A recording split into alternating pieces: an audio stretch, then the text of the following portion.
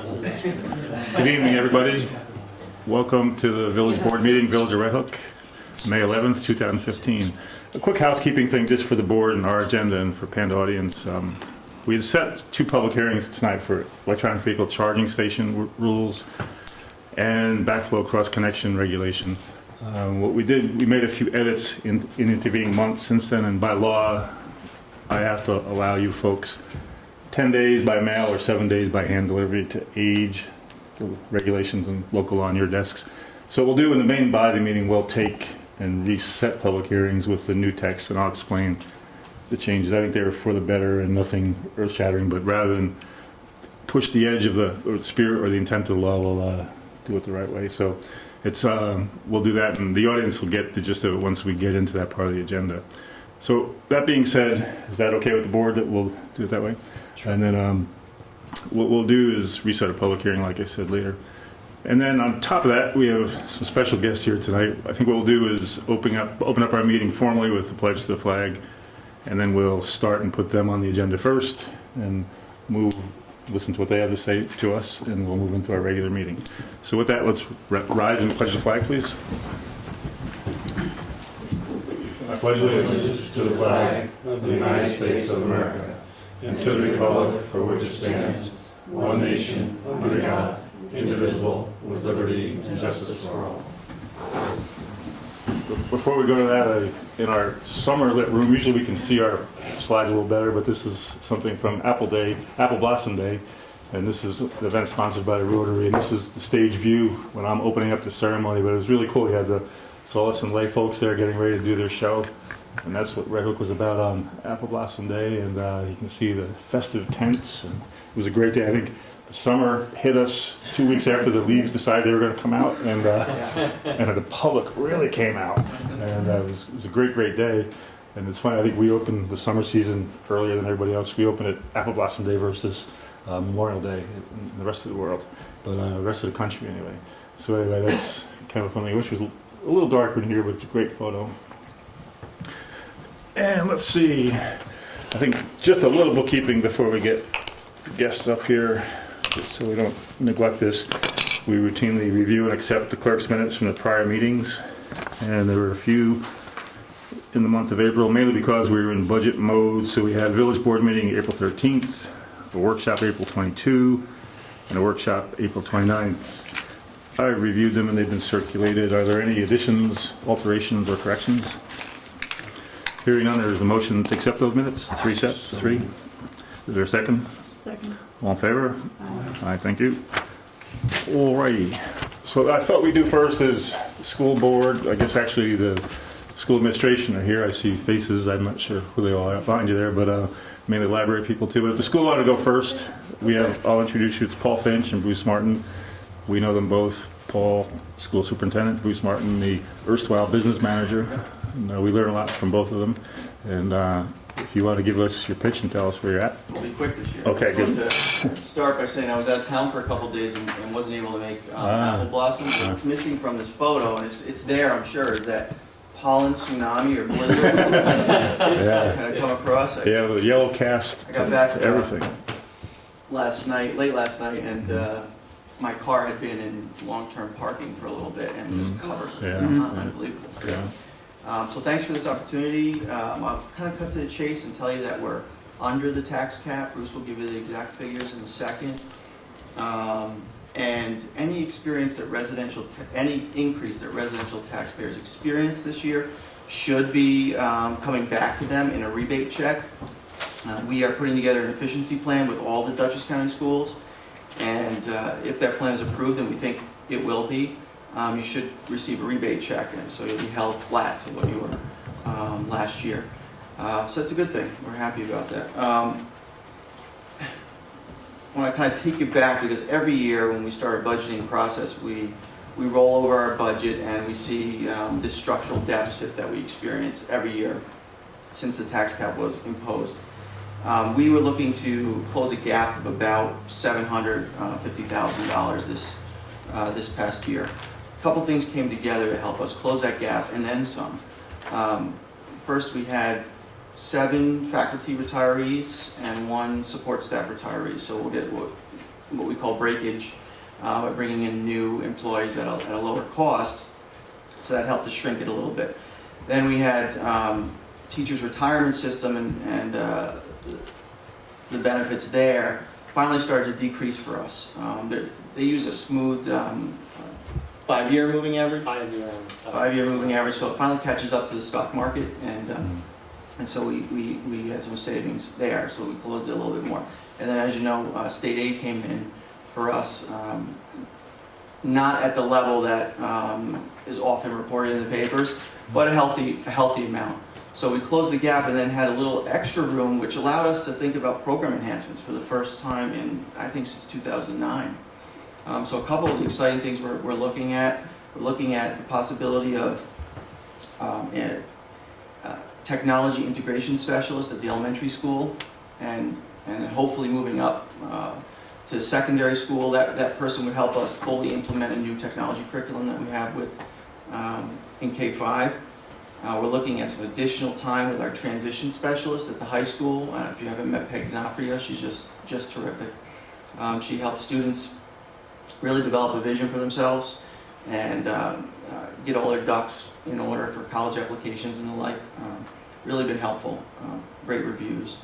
Athletic trainer, Tom Casada, our athletic director, has been hounding us for about 3 or 4 years now to say we're one of the last districts in Dutchess County to have at least a part-time athletic trainer.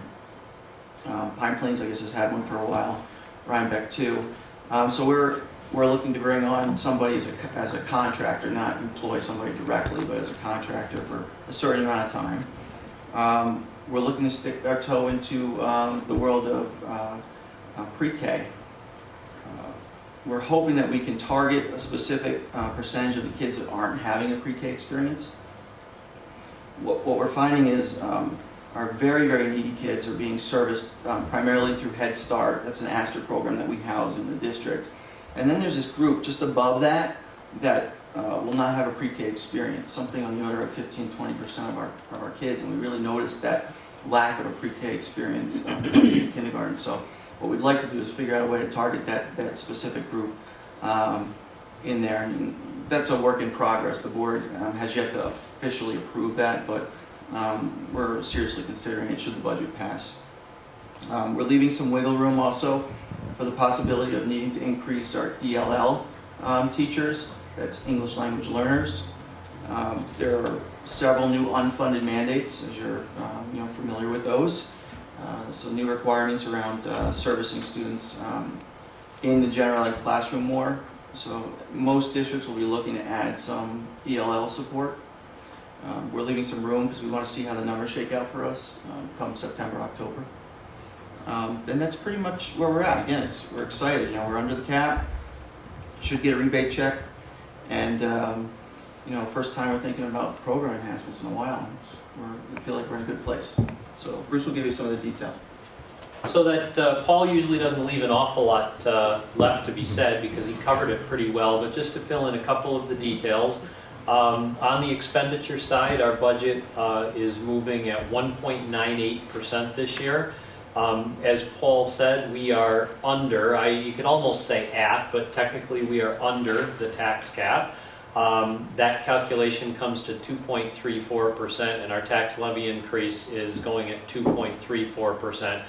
We are a few dollars underneath the tax cap.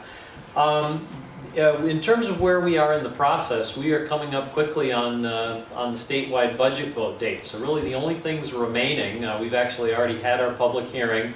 The only things remaining are you do have to be registered to vote in the school district election. At this point, if you're not registered through the county election process, your only real option is to come to our voter registration day, which is on Wednesday this week, May 13th that's going to be. That's in the 3-5 lobby at the Mill Road Elementary School, and it's from noon to 9, and you can get registered to vote. That would be for the school district election only, and then you'd be eligible to vote at the Red Hook School District election, which happens on the statewide budget vote date, and that is a week from tomorrow, so it's Tuesday, May 19th. That happens at the Mill Road Elementary School in the K2 gymnasium from noon to 9 o'clock. There will be some other items on the ballot. So there's the budget that we just talked about. In addition to that, there is a board election going on. We have one seat up. It's a 3-year term, and we have one candidate. Incumbent Ed Mercier is running for that seat. There is a bus proposition. We try to keep our fleet on a 10-year replacement cycle. So this year we have a bus proposition.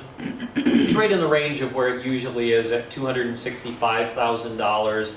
And we're looking to do 2 full-size propane buses and 1 smaller vehicle, more of a van-style vehicle. So that's on the ballot, the vehicle proposition. The Red Hook Library is going to be on the ballot this year. You'll remember that last year both the Red Hook and the Tivoli Library were on. I won't steal your thunder. No, steal, please. But you do the whole presentation, Bruce. I'm fine with it. But the Red Hook Library is coming back for a small increase this year. You also do have some representatives from Tivoli here this evening. They're not on the ballot this year, but I think they wanted to give a little update. And I think I've hit everything except the student board member. So we have a non-voting student board member that sits at the board table with us. We find that advantageous to get a student perspective on many of the issues that we discuss at the board table. That does technically have to be reauthorized by the community every other year, and this is the year that would be required. I will just add one little tidbit on top of the efficiency plan. Paul had talked about the rebate checks that are in all likelihood going to come out in the fall. Last year, in order for residential taxpayers to get that rebate check, we had one thing that we had to do, which is stay under the tax cap. This year, there are actually 2 things that we have to do. We have to stay under the tax cap, which we're doing, and we have to have an approved government efficiency plan. On which the rules of operation are still pretty murky. They're a little clearer than they were 6 or 8 months ago, but they're still pretty murky. So our strategy was to join with all of the other districts in Dutchess County to put together a plan. We have to all bring our tax levies to the table, but our goal is to save in the efficiency plan beyond 2 times what the requirement will be. We're going to pool our resources, send our plan collectively up to the Department of Budget, and we believe that even if they clip some of the things that we've put in our plan out, that we'll still be over the 1% requirement, and therefore we will have an approved efficiency plan, and folks in Red Hook and in the other districts around Dutchess County will be entitled to get those rebate checks. So I will stop there. I'll stop there and ask you if you have questions. I'm good. Yeah. For voting, can you get absentee ballots? There is an absentee ballot process. That's coming up quickly now as well. If you want to have the ballot mailed to you, I think tomorrow is the deadline. You're pretty well done. But if you wanted to pick up an absentee ballot in person, that can be done up until next Monday, which is the day before the election. So yes, there is an absentee ballot process. Where would you pick them up? At the district office in the Mill Road School, the district clerk, Elena Maskell, handles that. Thank you. Just one thought, and we can move to the library, but the local paper, the Chronicle, had a story on real estate transactions the past issue, and it was interesting. I think in the Village there were 3 in the first quarter, and if I remember right, 11 in the town of Red Hook. And I still am convinced that the school system is one of the main lifestyle draws here for people. So thanks for your work. The board, I'll kind of piggyback on your comment. The board decided to roll out a policy of non-resident tuition-paying students back in the fall, with the opportunity, to revisit it every year, because we thought maybe that there would be some desire out there. And I'll say that we currently have 1, but I've had probably 3 or 4 calls in the last 2 weeks. How much is it? It's pricey, and you have to be in the right situation for it to make sense for you personally. It's about $11,000 for At the elementary. the elementary school per year, and a higher cost for secondary student. But it's an indication, I think, of the program, and people see it. It's something they want for their kids. Good. Thank you. Any other questions while they're here from our side? In that case, why don't we move to, Thanks let for you guys go? having us. Okay. We'll move to the Red Hook, Red Hook Library folks. You ready to go? Hi, everybody. Hello. You can hear me? Yep. So I'm Erica Freudenberger, the director of Epic Public Library. I'm here to thank you for your support last year. We had an incredible year, 2014. We were one of 10 libraries chosen nationwide to take part in the Libraries Transforming Communities grant. That was an initiative of the American Library Association and funded by the Bill and Melinda Gates Foundation. I know this board has heard about it because one of our amazing cohort is Deputy Mayor Brent Kowalczyk, who's just done a phenomenal job for us. But it's been a really incredible program, and it's put us in touch with libraries across the country and doing this great work in the community, which is very exciting. In addition to that, we launched several popular new programs, held a month-long celebration of comics and graphic novels at the library, and we're invited to speak about what we're doing here in Red Hook at several conferences, including one in Long Island and at the New York Library Association. So it's nice to think that even though we are a small library in a small community, other people are looking to us to see what we're doing to emulate all over the place. We shared more than 82,000 items last year. That's books, periodicals, audiobooks, ebooks, DVDs, and other items, including vocabulary, flashcards, and kilowatts, and all sorts of things. But people don't come to the library just to borrow material. We hosted 517 programs in 2014, attended by 6,466 adults, 1,148 teens, and 3,928 kids, for a total of 11,542 people. These programs included a big read done in conjunction with Bard College, the Read Local Red Hook Literary Festival with Red Hook Community Arts Network, Bard College and Oblong Books, the Sculpture Expo 2014 with Red Hook Community Arts Network in the Village. We learned how to dance Bollywood style. We played Dungeons and Dragons and watched an owl soar above our heads. We helped people enroll in health insurance, write resumes, do online job search, and use computers. Homeschoolers gathered weekly to learn about science, history, and geography. We built new worlds with Legos, opened our children's learning garden to great acclaim, hosted a science camp and a film camp, learned how to speak Italian, and how to swing dance. We had programs to get us financially fit, bone up our nutritional skills, and teach us about preparing wills and trusts. We hosted a cooking competition and even a spam carving competition, which we will never talk about again. We started Ladies Who Launch with the Chambers of Commerce, a group to help women in transitional points in their lives to get the skills and confidence they need to re-enter the workforce. And of course, we read lots of books, shared hundreds of stories, and hosted a dozen local authors who taught us about the Revolutionary War, physics, and Italy. Did we mention our Battle of the Books team beat out 24 others for the win? Or that we got to take part in the first annual chocolate festival? And that we danced the night away at Bonstermash?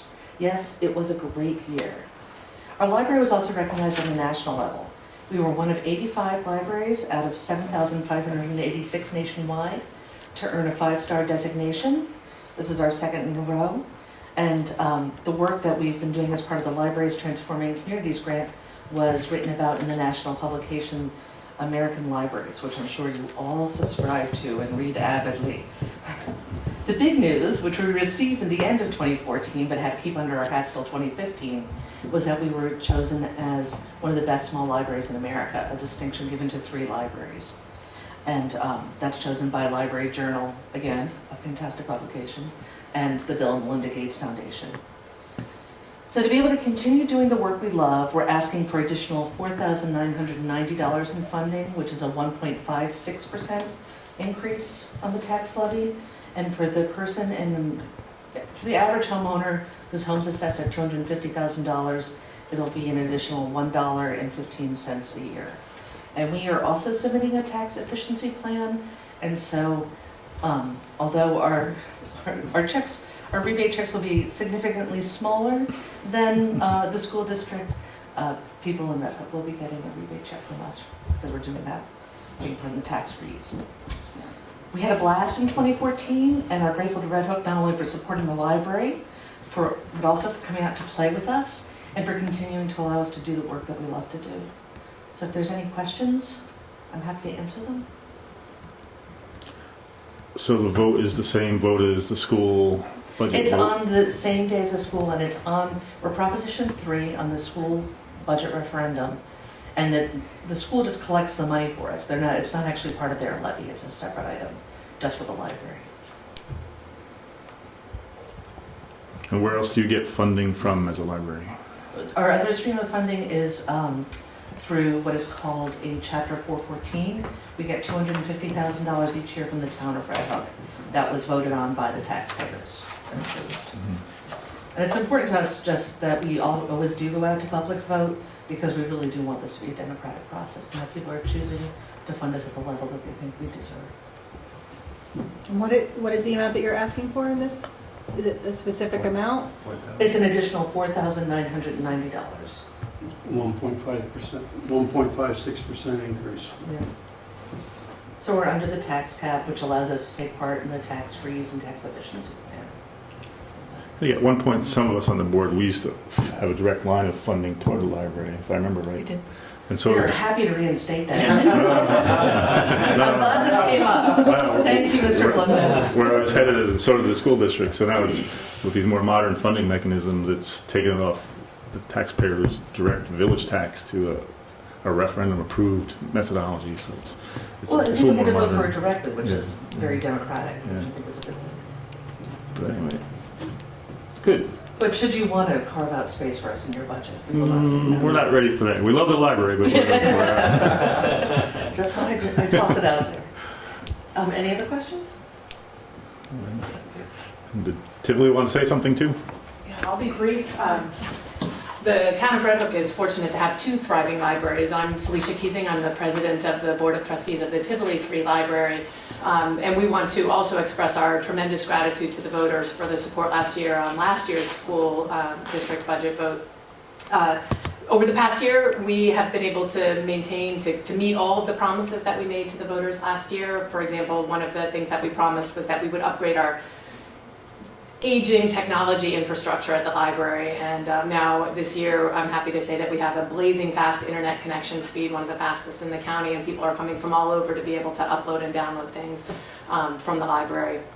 We've also been able to continue to offer a number of wonderful programs for patrons of all ages. I'm going to spare a long list of those, but I do want to point out one that's coming up, which is that we are partnering with the Friends of Claremont Historic Site on their upcoming Wordscape, which is a poetry festival. We've had writing workshops for kids and teens and adults and seniors, and that will culminate in a big celebration at Claremont on June 7th. I hope you all will come out. It's going to be really great. Lots of members of the community have been participating. But the bottom line is that we are not asking for an increase in our funding this year. We've spent the past year working to build a creative and diversified funding structure for the library. We've been very successful in that. One example is that with tremendous help from the Board of Trustees of the Village of Tivoli, we've been able to double the square footage of the library at no cost to taxpayers. So we now occupy twice as much space in the Village Hall, which is really wonderful.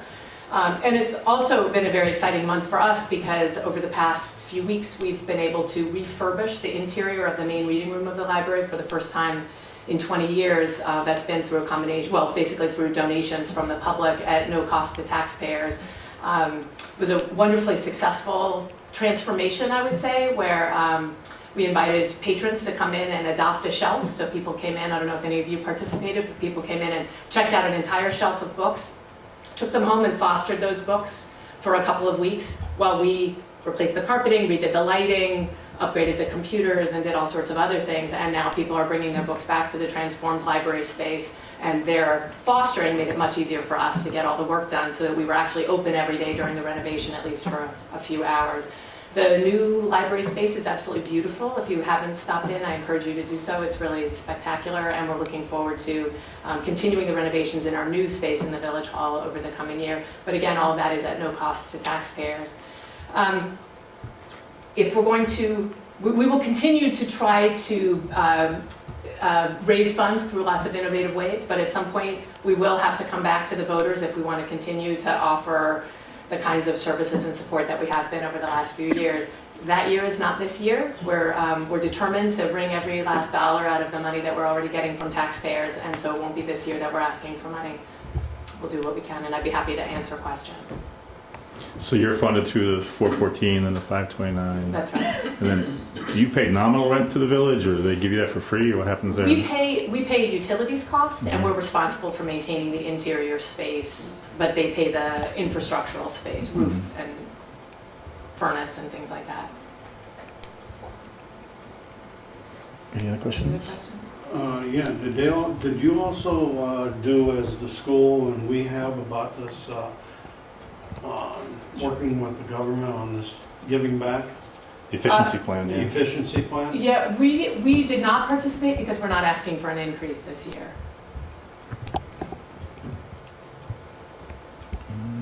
So if you don't ask for an increase, you don't have to give it. You Well, don't have to meet any criteria?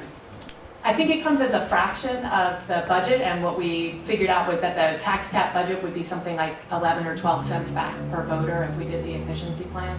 So we chose not to participate rather than requesting an increase in our budget, we decided to keep that money and use it towards the library. Well, we won't get into that, but it's a different discussion. Yeah.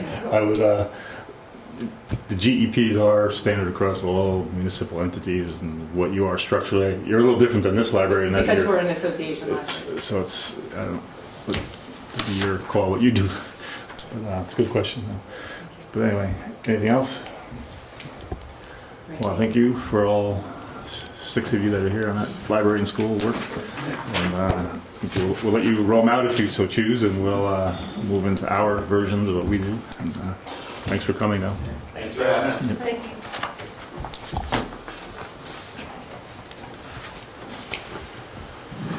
All right, we'll move to our direct business agenda here.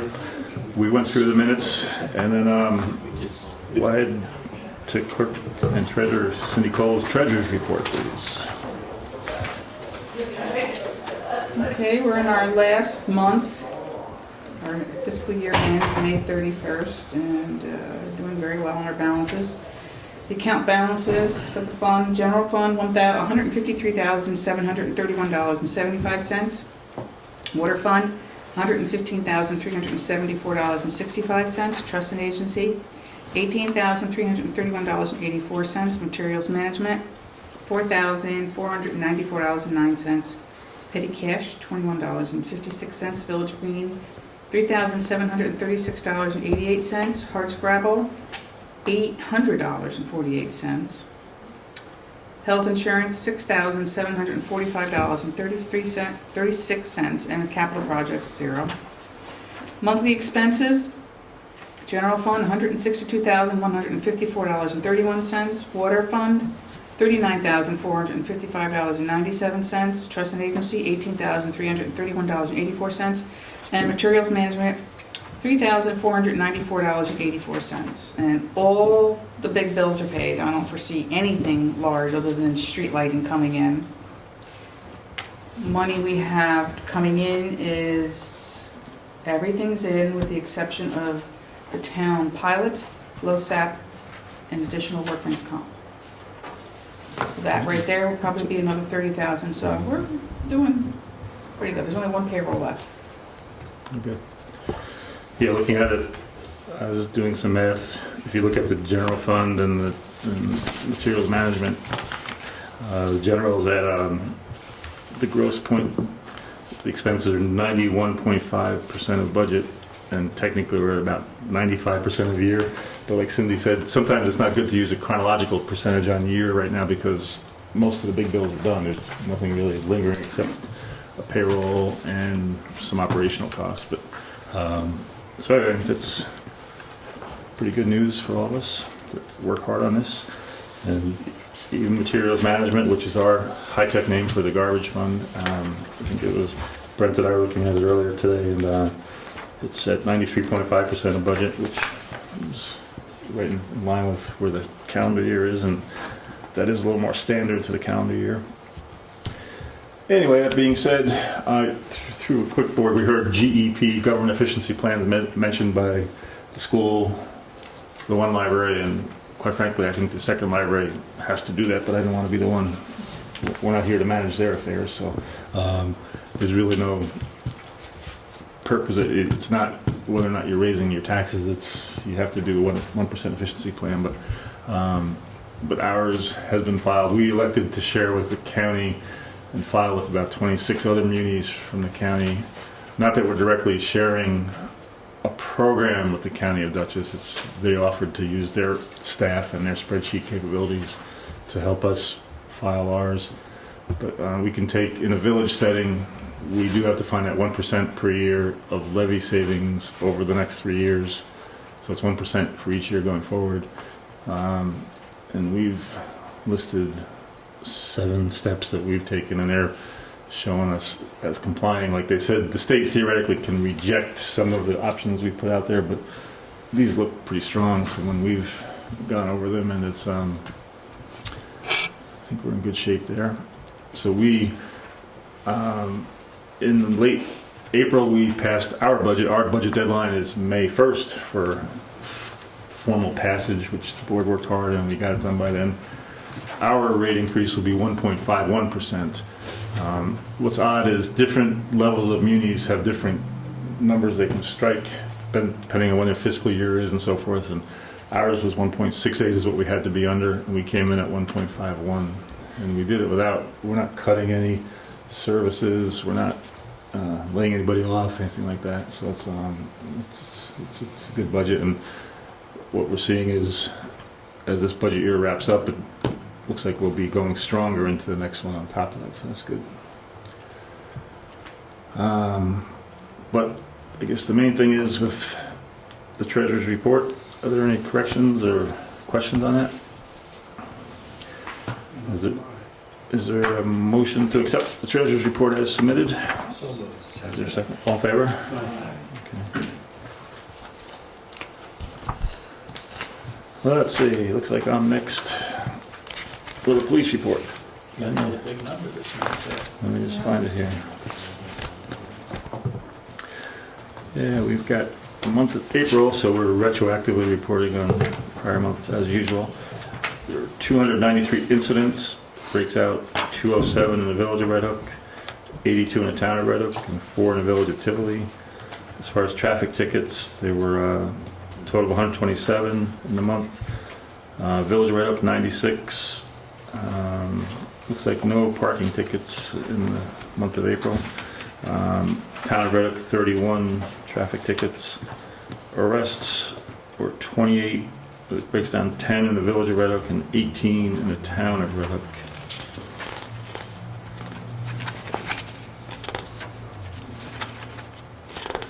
We do see a fair amount of activity in the drug take-back program, which we have one of the locked wall boxes upstairs, and it seems like 2 or 3 times a week people coming in, which is good, because during the month of April, our PD also participated with the County Department of Mental Health and some of their medical people, and the school, and Kate, which is a counseling entity in the school, and they did a drug awareness program at the high school. It was well attended, and our PD represented us well there. Looks like, just looking through the detailed sheet there, anything that jumps out of this, we can ask the sergeant to explain. But anyway, that's the police report for the month. I'll give a quick update as far as in the personnel world. I don't think we need to go to executive session, but we're continuing our contract negotiations with the union representing the highway department. And that contract renews May, it ends May 31st. And I'm not sure we're going to make it. We're working with them, but I do update you in executive.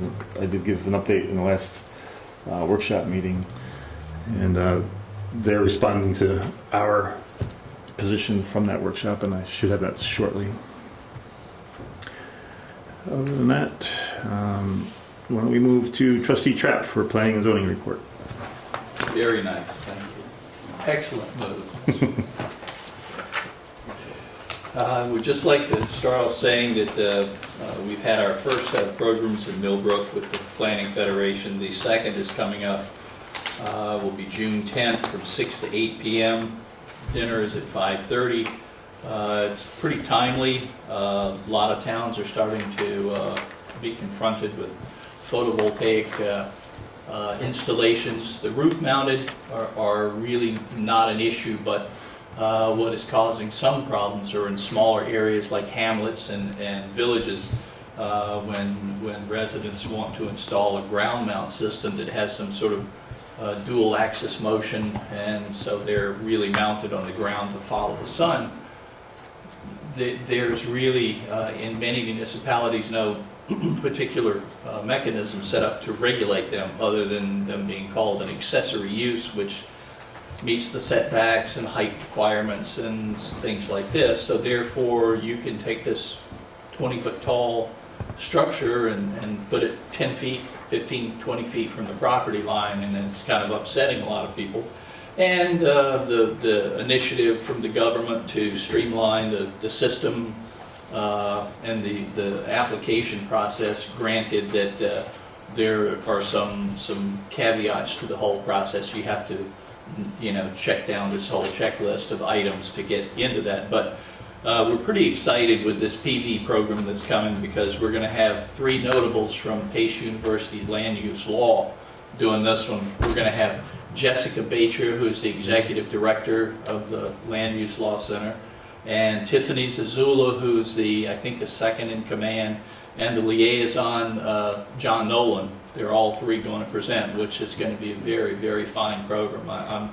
Brent and I know all 3 of these folks from programs that we've had in the past, and these guys are outstanding in their understanding of how this all works and threads through the community. So I can only imagine this is going to be a really, really wonderful program. So Is that June 10th? June 10, yeah, 5:30.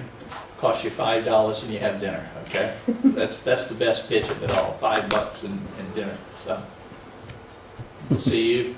Yeah, you coming? Very cool. On to the planning and zoning world. Sam issued 11 building permits this past month, 1 C of O, no C of Cs. He conducted 4 municipal searches. Not too many things are going wrong, no orders to remedy, no stop work orders. And he started into the fire inspections, which I'll get to. There were 2 complaints, tree issue and a fence issue. Not a big deal, I don't think, but planning board had 3 items in front of it this past month. The sign was approved for J&J Gourmet. Lighting approval was granted to the Stewart Shop. And a minor subdivision, a 90-day extension was granted for the Maisland property. And the ZBA had no agenda, but Sam, he's starting his fire inspection cycle, and he had 14 fire inspections this past month and 1 final C of O inspection. And the building department took in $907 last month. Let's see. We're moving forward with the block grant, trying to get some little stutter step, but we're trying to get some engineer bids to draw some drawings and oversee the project, and that's up on the website. I think it was being revised, right, Ed? There was going to be a minor revision to the text in there to clarify one part. Yeah. What we really needed from the engineer. And this is for the sidewalk project. This is for the small project, the 50 grand basically project for the firehouse and the little piece by Colburn's there. And I mean, the drawing should be relatively simple. There's not a whole lot going on. Don't have to actually interact directly with the DOT because you're not changing any of their drainage patterns. You're leaving the curb intact and you're staying off of the curb. And so it should be, hope it should be pretty clean. And that being said, Mr. Mayor, giving it back to you. Okay, appreciate it. Just looking at Sam's report, and as Jay read it, I do notice there were other fire inspections, but they don't seem to appear to have been billed yet for that 907. Looks like building permits, FOIL, CO searches. I guess we'll probably see. The fire inspections, I think, are $100 per inspection, and it's not per building. It's if you've got 3 businesses in one building, it would be per business. Yeah. So it doesn't appear either. It would be at least $1,400 in there additional. So Right. Good, thank you, Jay. you bet.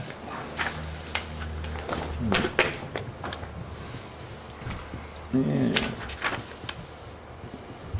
I think we'll go to Trustee Norris. You want to go with celebrations and materials management? Sure. Let's do materials management first, because we actually have a lot of events going on. So materials management for the month of April, we sold $4,522.50 in garbage tags. A reminder for the months of April, May, and June, we are having our spring cleaning sale. If you buy 10 tags of red or blue, you get one free. That's only available at the Village Hall. Tags are also available at the health food store and at Max Agway, but they are not having the special, just us. We paid out $1,244.50 and had 11.59 tons of garbage and 6.07 tons of single stream recycling. Those tag sales look quite a bit higher than the prior months. Yeah, I think it could be. It's our sale, probably. It could be the sale. Yeah. You know, this I think is the third time that we've done this sale, Mhm. which kicks it up a little bit, but still, you know, for me, it's just getting the exposure out and the, you know, wanting people to continue to use our garbage program. I know people complain about the other haulers going down our streets Right. at 7 o'clock in the morning, and Yeah, our 7 guys are like clockwork, and they're stealthy, and they come in and do it, and I can do my family garbage for $10 a month, so to me, it's the cheapest deal in town, but. All right, events, I'm actually gonna go out farther and work backwards. We're planning Hard Scrabble Day, so that's Saturday, September 19th. We have our vendor applications up and running. That can be found at hardscrabbleday.org. Moving backwards. Saturday, August 22nd is our 4th annual community potluck and concert.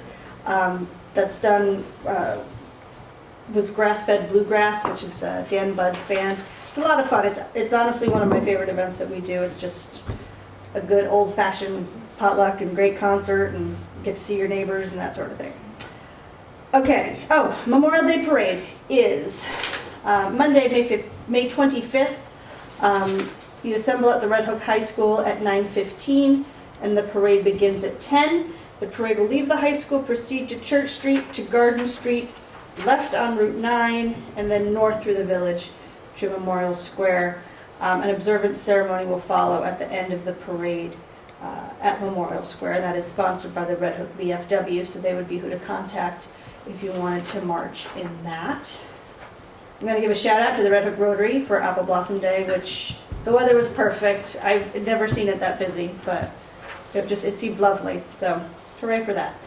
This weekend, hopefully people will be in town because we've got a lot going on. We are having, I believe it's the 2nd annual Free Cycle weekend. If you live in the village and you have stuff, as we all do, that's still useful but not to you, you can put it on your front curb and people can come and do this. If you want to find out exactly where things will be, there is a Facebook event for it. It's called Red Hook Free Cycle Weekend. The only thing that we ask is that it not be anything like a broken blender or anything like that, things that are still usable, and that it be cleared off by Sunday evening so that it's not confused with our garbage pickup on Monday. And then this Saturday, May 16th, from 1 to 4 at the Red Hook High School lower parking lot will be our 2nd annual bike rodeo. We did this last year. It was started by my Girl Scout troop 10210 as part of their Get Moving journey.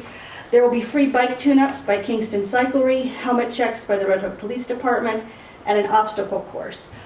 This year we're tuning up. We are gearing... brain's not functioning. Hosting, gearing? Gearing, I know, I got like gearing on the brain. Yeah, We're also doing it with the town of Red Hook's okay, Tour to Red Hook. co-hosting? Co-hosting with the Tour to Red Hook. So the thought is you get your bike tuned up, you get your helmet checked, you go through the obstacle course, and then you go down the Tour of Red Hook, which will go down Benner and Rokeby, I believe. And it's a very safe route. There'll be people along the way guiding you through intersections and that sort of thing. So it's a great family event. You can do the whole route, you can do part of the route, you can turn around whenever you want to. So that'll be great as well. This year we're also going to do something called a cycle recycle. where if you have an old but functional bike that your kid outgrew or that you just don't use anymore, you can bring it to this event and it'll find a new home. There's tons of kids out there who've outgrown bikes who need new ones. So bring your bike here and for the cycle recycle. And let's all hope that it doesn't rain on Saturday. We do have a rain date for Sunday, but we really want it to be Saturday. So that's that. Good. So let's see. Tell me more on the cycle recycle. So Cycle recycle. what I did, I talked with our highway guys, and as Brent will push later, we have our scrap metal program, and we did tell them, because what could happen is not every bike Right. will end up We'll recycled, so we'll take the scrap that's left there. We probably should have told Mr. Finch there might be a pile of bikes on his parking lot for a day, but it's We'll put it next to the porta potty, it's all good. yeah, well, but so it'll be if not every bike leaves the scene with a kid under a kid, I guess. It would be we'll take it off that Monday and take it to our scrap pile and do something with it. So it'd be good. Yeah, it's a good time of year. I know with the warm weather, people are out on the bikes, but they do need a little tune-up after the winter. And you get to shake your kinks out on an obstacle course, which is kind of fun. And then you mentioned the helmet program. What they'll do is the county has a free helmet supply where if your helmet's cracked, dinged, or somehow out of Yeah, or if you've sync- outgrown it, that's what happened to my Yeah. daughter last year. So out of get a new sync one. with the modern trend of helmets, there are some, they're free. They're through a program with the county. They'll be there with that. So it's a good thing. And it's with a lot of cooperation from the Red Oak Police Department, and Kingston Cycle helps quite a bit. So it's good. Thank you, Jen.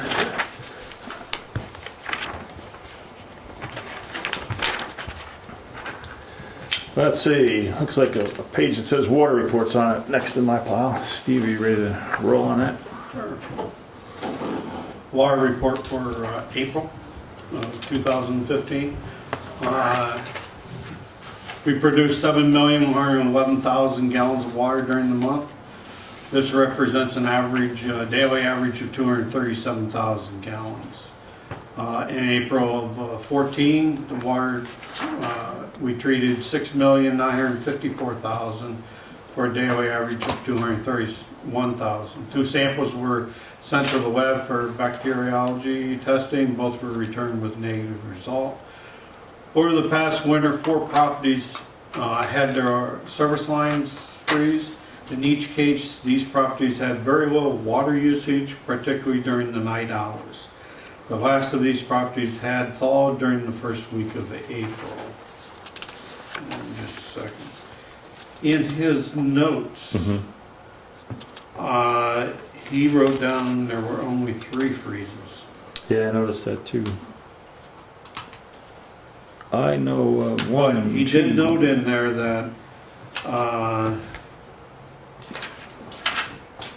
local excavation contractor noted 5 foot of frost depth under snow cleared surfaces. Mm. Is that cleared or covered? Pardon me? In his notes there, he wrote Yeah. 5 foot of frost depth under snow covered or cleared? I think it says cleared. Yeah, I cleared think- surfaces. Yeah. I think that what it is. One of the Gives you free- an idea how bad this winter was. Yeah. One of the freezing entities was the CVS, where they come in their back driveways and they get the connection, and there's a plowed driveway, and that's, Yep. I think that's what he's referring to there. Okay. Yeah, it's the first time I can remember service lines freezing. What that means, it's bad for the customer in a sense, because it's their side of the curb valve, Right. which is, that's what we call service line. So we would check and make sure we weren't frozen on our side, but it was from there. And like Steve said, most of them tended to be either people that go away and don't use the water too much, or elderly living alone where they're not using a lot of volume and the water is just sitting, because all our codes and all our lines are theoretically built to code. So there's, the code in the old days was to get you below the frost line, and so it's kind of rough. So what we Just did, talking to the some of the code officials around the county and Columbia, yeah, similar yeah, things. That, I mean, it's frost went deeper this past winter than it had in a very long time. yeah. It was kind of neat though. What we found was we had a way to do a bypass, so to speak. We could, if your neighbor was willing, we could run a surface garden hose, a brand new clean garden hose, and from an outdoor tap or an outdoor spigot on your neighbor to your spigot at your house. And during the warmth of the day, hopefully it stayed warm enough that you could keep some water for doing the dishes or whatever you needed.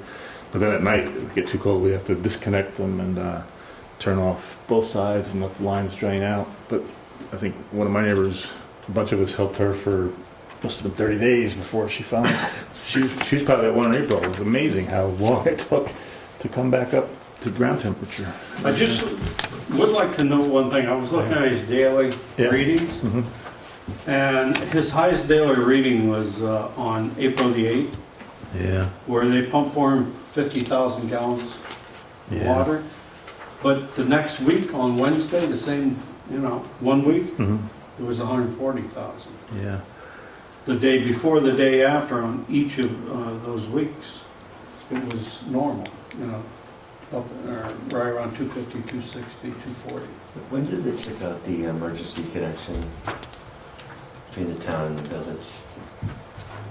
I don't know that they used any water for anything there though. Where he's headed, as you asked the question, I was thinking too, I know we did our 72-hour test, but that would be 3 days of numbers, high numbers.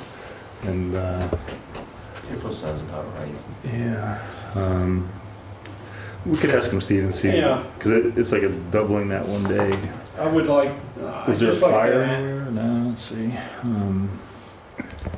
I'd just like to ask that if we do have like a test running, that that it gets noted, Mm, that, somebody looking at this and says, whoa, yeah. 450,000 gallons on one day, and then the next day it drops back down to normal. Did something happen that particular day, a test get ran? Yeah, no, what's good about it, this is the first month we've got all the supporting documents. This is filed with us, but now it's attached to the report, which is good. But it's definitely out of sync with every other. They seem to range 220 to 251. They're usually in the low twos every other day. So that would be April 8th or March 8th? April 8th. April. He didn't skip 2 days. It's almost like a total of 2 days. It's almost. What week is that? Wednesday. All right, good. Okay, Just thank you. in the water world, something brewing. The town reached out to us just for us to think about. We do have a document that was created back in 1991 where the town of Red Hook and the village of Red Hook have we'll call it cross-connection capability, where their well fields up on the north side of the village can supply to the village, and vice versa, the village can supply to the town. It was created in the era of a drought way back then, and we're looking to reconstitute that with modern pricing and modern wording. But they reached out to us recently, like 3 or 4 days ago, where they're going to be looking at taking down their system for a little while for some pump enhancements and different things. So they're looking to us to open the valve and let them have some water. Overall, we're okay with it. We've asked them how much they're talking about per day, so we can know what our capacity is and what they need. The preliminary, the numbers we know are that it should be fine. We have, with the water projects we've been doing, we know roughly what their systems require. The question would be, we need to confirm it, give us like a 3-month rolling average, like these reports we see, just so we can be aware. And then on top of that, the pricing mechanism is from 1991, and since then, the price of water is about, when I do the math, it's about 4 times more in the modern era. So we would have to sit. I think they're looking for 3 days, something where it's not a long-term downtime for them, but it's so. We've sent them a memo, and their water operator, who is VRI, a private outside company, will be talking to their water, I guess we'll call him a water commissioner, Hank Van Paris. I'm not sure what his title is, and then they'll be communicating to us. But I think as a sister community, we should help them, but we'll just see what kind of rate we're talking about. I think it's something where we'll need to work out some rate. But at the same time, I'd like to modernize this agreement and say, look, put that new rate in, and the meters can flow both ways. Whatever rate we set would be if we need it from them, the same thing, so. But they're only looking for 3 days. That's what they mentioned, they're shutting down the system for a while, and then, I guess they'll have some time up in their tower, and then we'll have to keep pushing that, filling that tower for them. And there are some engineering things, like we said at some meetings, we're at higher elevations from a lot of their system, so we can feed their residential grid. I don't think we could feed their tower, so we'll have to let the engineers look at that, so. But it seems like something to do that we can do for them, and so we'll work with them. But they will come back with a firm we need it for. Yeah. 3 days, 4 days. Yeah, definitely, yeah, we want to know, how much they need per day, for real, and then we can't do anything unless we have the water to give them, and so. The odd part is, I tell you, the ground right up right now is pretty dry. It seems like it hasn't rained in a long time.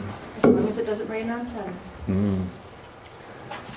All right, looks like we're ready for Deputy Mayor Kowalczyk, Highway and his various reports. Thanks, Ed. I'll start with the Village Green monthly report. Current balances of the Village Green Committee's related budget accounts are as follows. Community beautification, $2,525.43. Shade tree contractual, $3,261.04. These are year-end balances, right? This is it for the year. So we ended up in surplus. The Village Green Committee checking account, the balance is $3,736.88. This account will not be rolled over. Arbor Day celebrations and the annual spring planting day occurred on Saturday, April 23rd. I read the Arbor Day proclamation at Richard Abraham's Memorial Park, and volunteers planted 11 trees throughout the village. A luncheon prepared by Jeannie Dunn, Sue McCann, and Nancy Roberts was held for the village and town of Red Hook volunteers at the Red Hook Town Hall.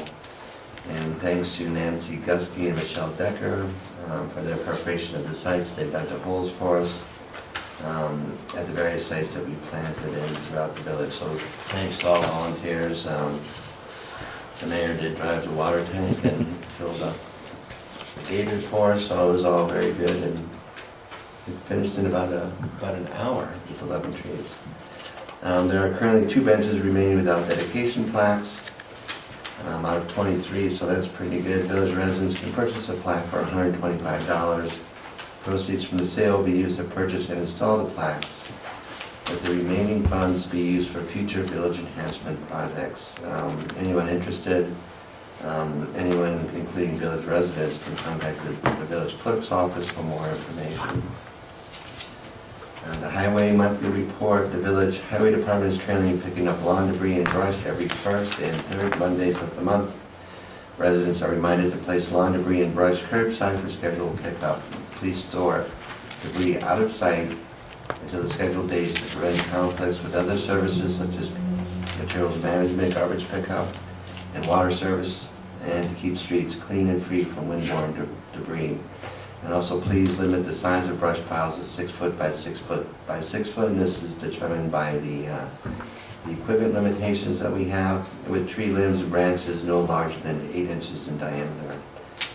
The village will be sweeping streets, actually completed sweeping streets before Howard Scrabble Day, or Apple Blossom Day, excuse me, and we did the municipal lot and the village highway garage parking lot as well. A letter of April 27th was received from the New York State Department of Transportation informing the village of the New York State 2015-16 Consolidated Local Streets and Highway Improvement Program allocation, or CHIPS. The village received an allocation of $40,259.73. And we had a $20,228.31 capital cumulative rollover balance from last year. So a total of $60,488.04 will be available as of June 2015. The village also received an extreme winter recovery capital appropriations of $5,525.75, and we had a 60-cent rollover from last year.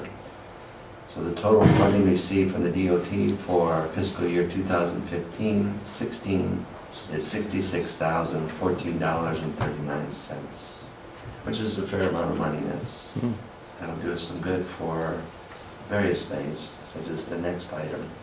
The village trustees are currently reviewing the need and funding options for possible replacement of equipment and vehicles. These include a new compact tractor and dump truck, so we're just investigating the costs and what can be done. We know that we're going to have to be looking to replace equipment in the near future. Scrap metal was sold on February 12th, and payment was received by the village on April 8th for the amount of $486.43. Total revenue generated for fiscal year 2014-15 is $1,873.02. I'm not sure if we're going to have more this year, but we are hoping to get about $2,000 this year, which we're pretty close. Last year we made about $4,000. We're gonna have some bicycles. Right. Some bicycles, that's Yeah, there you right. go. Judging from when we turn in the scrap metal and when we get payments, we'll probably see that in next fiscal year. I'm thinking I better lock my bike though. It might end up in scrap metal. That'd probably be good policy. Proceeds from this program go towards the purchase of tools and equipment for the village highway, water, and materials management departments. Residents and businesses interested in donating scrap metal can contact the highway department at 758-8600 or the village clerk's office. And the highway department personnel will assist property owners and residences by picking up the scrap metal upon request. The Intermunicipal Task Force and Red Hook Infrastructure Monthly Report, the Red Hook Sewer Project. A meeting was held on April 24th at the village building to review and discuss the status of the village's United States Economic Development Administration Public Works and Economic Adjustment Assistance Program grant application. Patricia Pomeroy, who's the Executive Director of New York State Hudson Valley Regional Council, and Rich Sheffo, who's the Deputy Director, along with Jim Thatcher of CT Mail, Robert Flores of CT Mail, and myself attended. The grant, if awarded, may provide funds up to $1.5 million. State grants, in-kind services, and/or private donations, which includes money, land, and treatment plant, may be used to offset the matching obligation. The New York State Environmental Facilities Corporation is currently establishing methods to disperse $200 million. It'd be $50 million for this fiscal year, $75 for the next fiscal year, and $75 for the third fiscal year, spread out over 3 years, to the Drinking Water and Clean Water State Revolving Fund programs. Funds for this program have been adopted along with the Water Infrastructure Improvement Act of 2015 of the New York State Legislature's fiscal year 2015 and 16 adopted budget.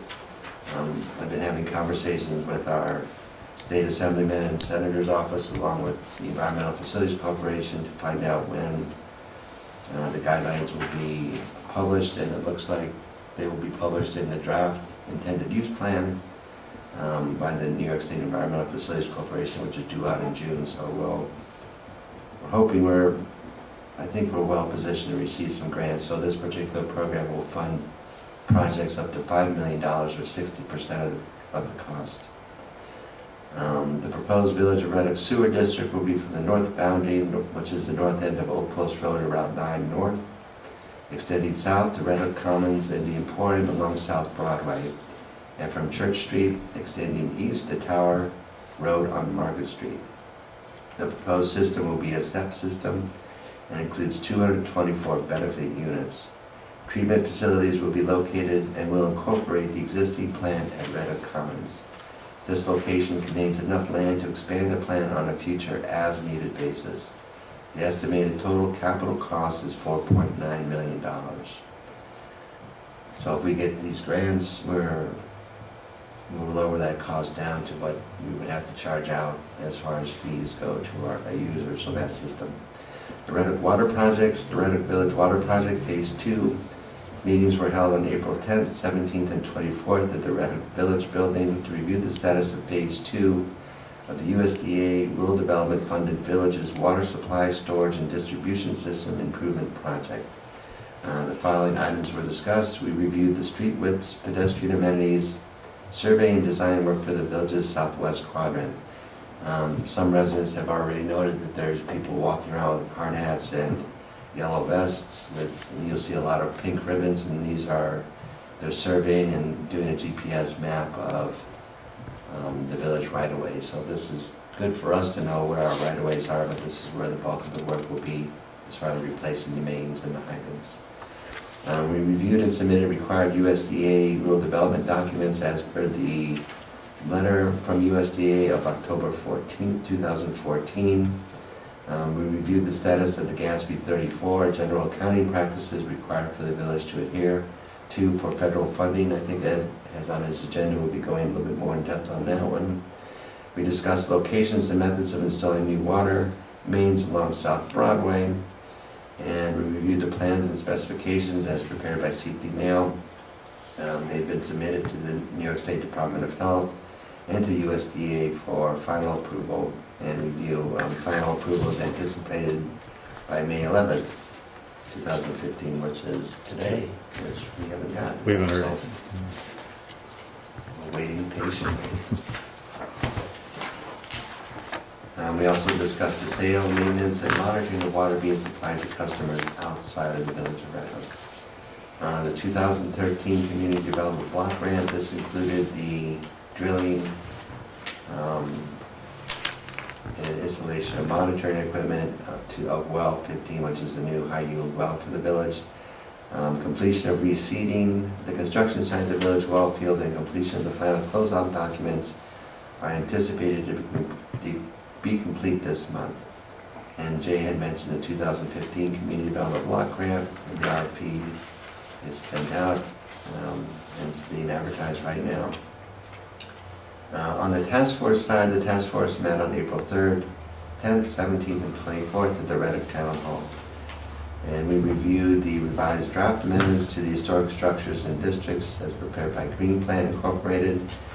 Discussed current Red Hook Town flag lot provisions in the current Red Hook Town zoning law. Discussed the raising and keeping of roosters in the town's residential districts.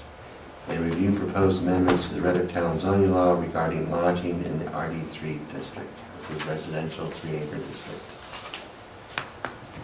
And on some of the committee reports, the Red Hook Economic Development Committee, both Ed and I sit on that committee as village liaisons. EDC meetings were held on April 8th, 22nd at the Red Hook Village Building, and we discussed the central website homepage that brings all organizations and groups together under one banner.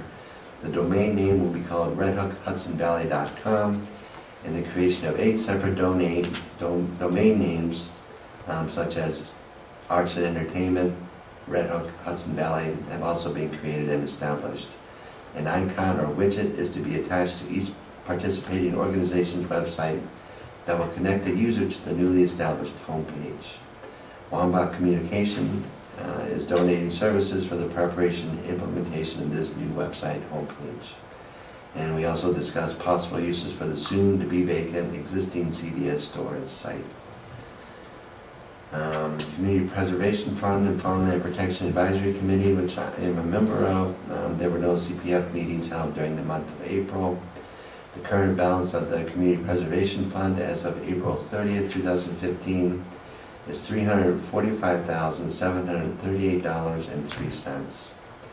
The Town of Red Hook Zoning Review Committee, which I'm a member of, the ZRC meeting was held on April 9th, and we discussed, reviewed the recommendations to the town board with the Town of Red Hook Ag and Open Space Committee, the new definition of spite fence. What? Spite fence. Spite fence? Put up in spite. Spite your neighbor. To spite your neighbor, right? Yeah. So we had quite a discussion on that, but the definition, we ended up, this is not a big problem in the village of Red Hook, but seems to be more of a concern in the town.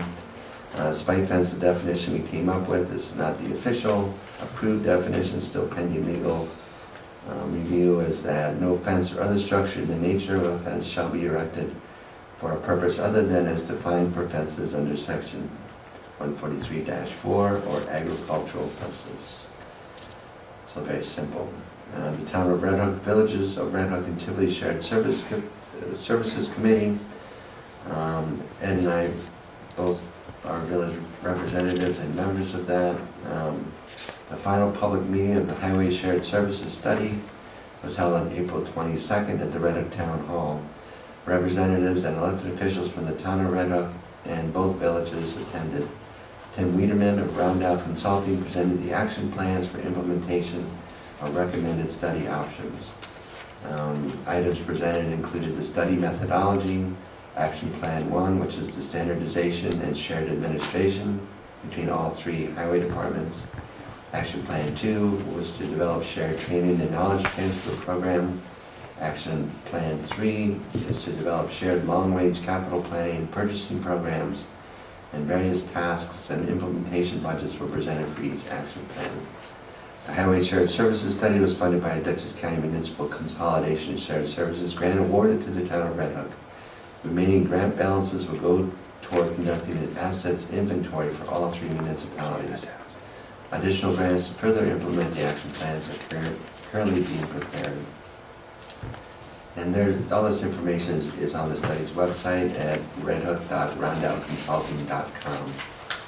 A Red Hook Together meeting, Ed and I, also village representatives and members. I won't go through everything here, but there were reports given by Red Hook CAN, the Red Hook Parent Teacher Student Association, Red Hook Area Chamber of Commerce, Bard College Center for Civic Engagement, the Red Hook Education Foundation, Historic Red Hook, and the Red Hook Central School District. And the library is transforming communities, which we heard a little bit from Erica about. Meetings were held on April 2nd and 30th at the Red Hook Library. We reviewed and revised the Take Action Civic Plan, moving from aspirations to action. This is the document that catalogs, identifies shared community aspirations gathered over the last year and defines and establishes a plan for implementation.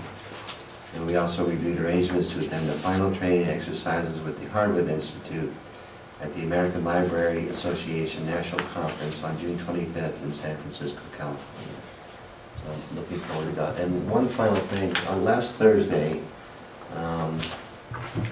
this would be May 7th, I attended an awards reception at the barn at Buttermilk Falls for the Arts Mid-Hudson Grant Awards, and these were for project grants from entities and private artists from Dutchess, Orange, and Ulster County. Red Hook, the Village of Red Hook, was the fiscal conduit for Sculpture Expo 15 and received a $1,200 grant and for advertising and help with this program. And this is a really great program. It involves a lot of different entities in the community all working together, including Red Hook Community Arts Network. There'll be programming and panel discussions organized by the Red Hook Library, the Village of Red Hook, also the fiscal conduit. Historic Red Hook's been involved with a special lecture series in collaboration with an artist. Bard College has been part of that, and private businesses in preparation, and private property owners have been involved. And we received all these certificates, which is... I think we have a picture of you too there, Brett. There's a picture of us. That's Rita Gentili, myself, Conrad Levinson, who's the sculptor. He actually did the screw totem out front. Carrie Fuhrer and Erica Freudenberger. And that's an assemblyman there, which I don't remember his name. But we did get certificate of merit from Claudia Tenney, who's a member of New York State Assembly. We got a certificate of merit from Senator John Bonacek. And we also received a citation from Assemblyman Kevin Cahill for Sculpture Expo 2015. So this was quite a night. We got a little money, and we actually selected, I think, 16 pieces of sculpture from 9 different artists that will go out throughout the village. So this will be happening in June up through November. So stay tuned, keep your eyes focused, and you'll see some nice artwork. And that's all I have. Thank you. Actually, I think I heard somebody banging on our new sculpture. Looks like No, somebody just put a payment in the Oh, is that safe. what it was? Okay. I heard metal and I was like, Maybe, no, but I think it was the safe. Somebody dropped. I still see it standing out there, so. We do have a new piece out there, by the way. Screw Totem kind of had some rough years, and so there was a new piece out there, yet to be unnamed piece. So I think I've picked a name for it, called Village Rising. What do you think? it's still open for interpretation. No comments from the back. Let's see, just a segue off Brent's report there, when he was talking about Red Hook Water, one of the interesting offshoots was that we've now got a team out there, maybe Brent, you could help here a little bit, but part of phase 2, we've got some software and some tablet hardware where we're out. Like Brent said, you'll see folks in hard hats and surveying equipment, but what they're also doing is our water operators have access to this hardware and software that I just mentioned, and we're actually getting, for the first time ever, a real modern update of our grid in the ground. And it's happening first in the southwest quadrant because that's where phase 2 is based. But they're taking anecdotal and other data from other parts of the village, but really getting hard data on the southwest quadrant. And it's pretty neat. You'll see blue markings and pink markings out there. And it's all, a lot of that's being funded through the grant money, well, the loan money for the USDRD. And it leads us toward one of the next steps on the agenda there. I have it teamed in on item D there, Highway Shared Services, IMA. Let's go to after this last GASB 34 update, because GASB 34 is an accounting methodology, again, a modern concept. It lends itself to what we're doing with the water upgrades, because we're now defining the value of all our assets and the presence of all our assets.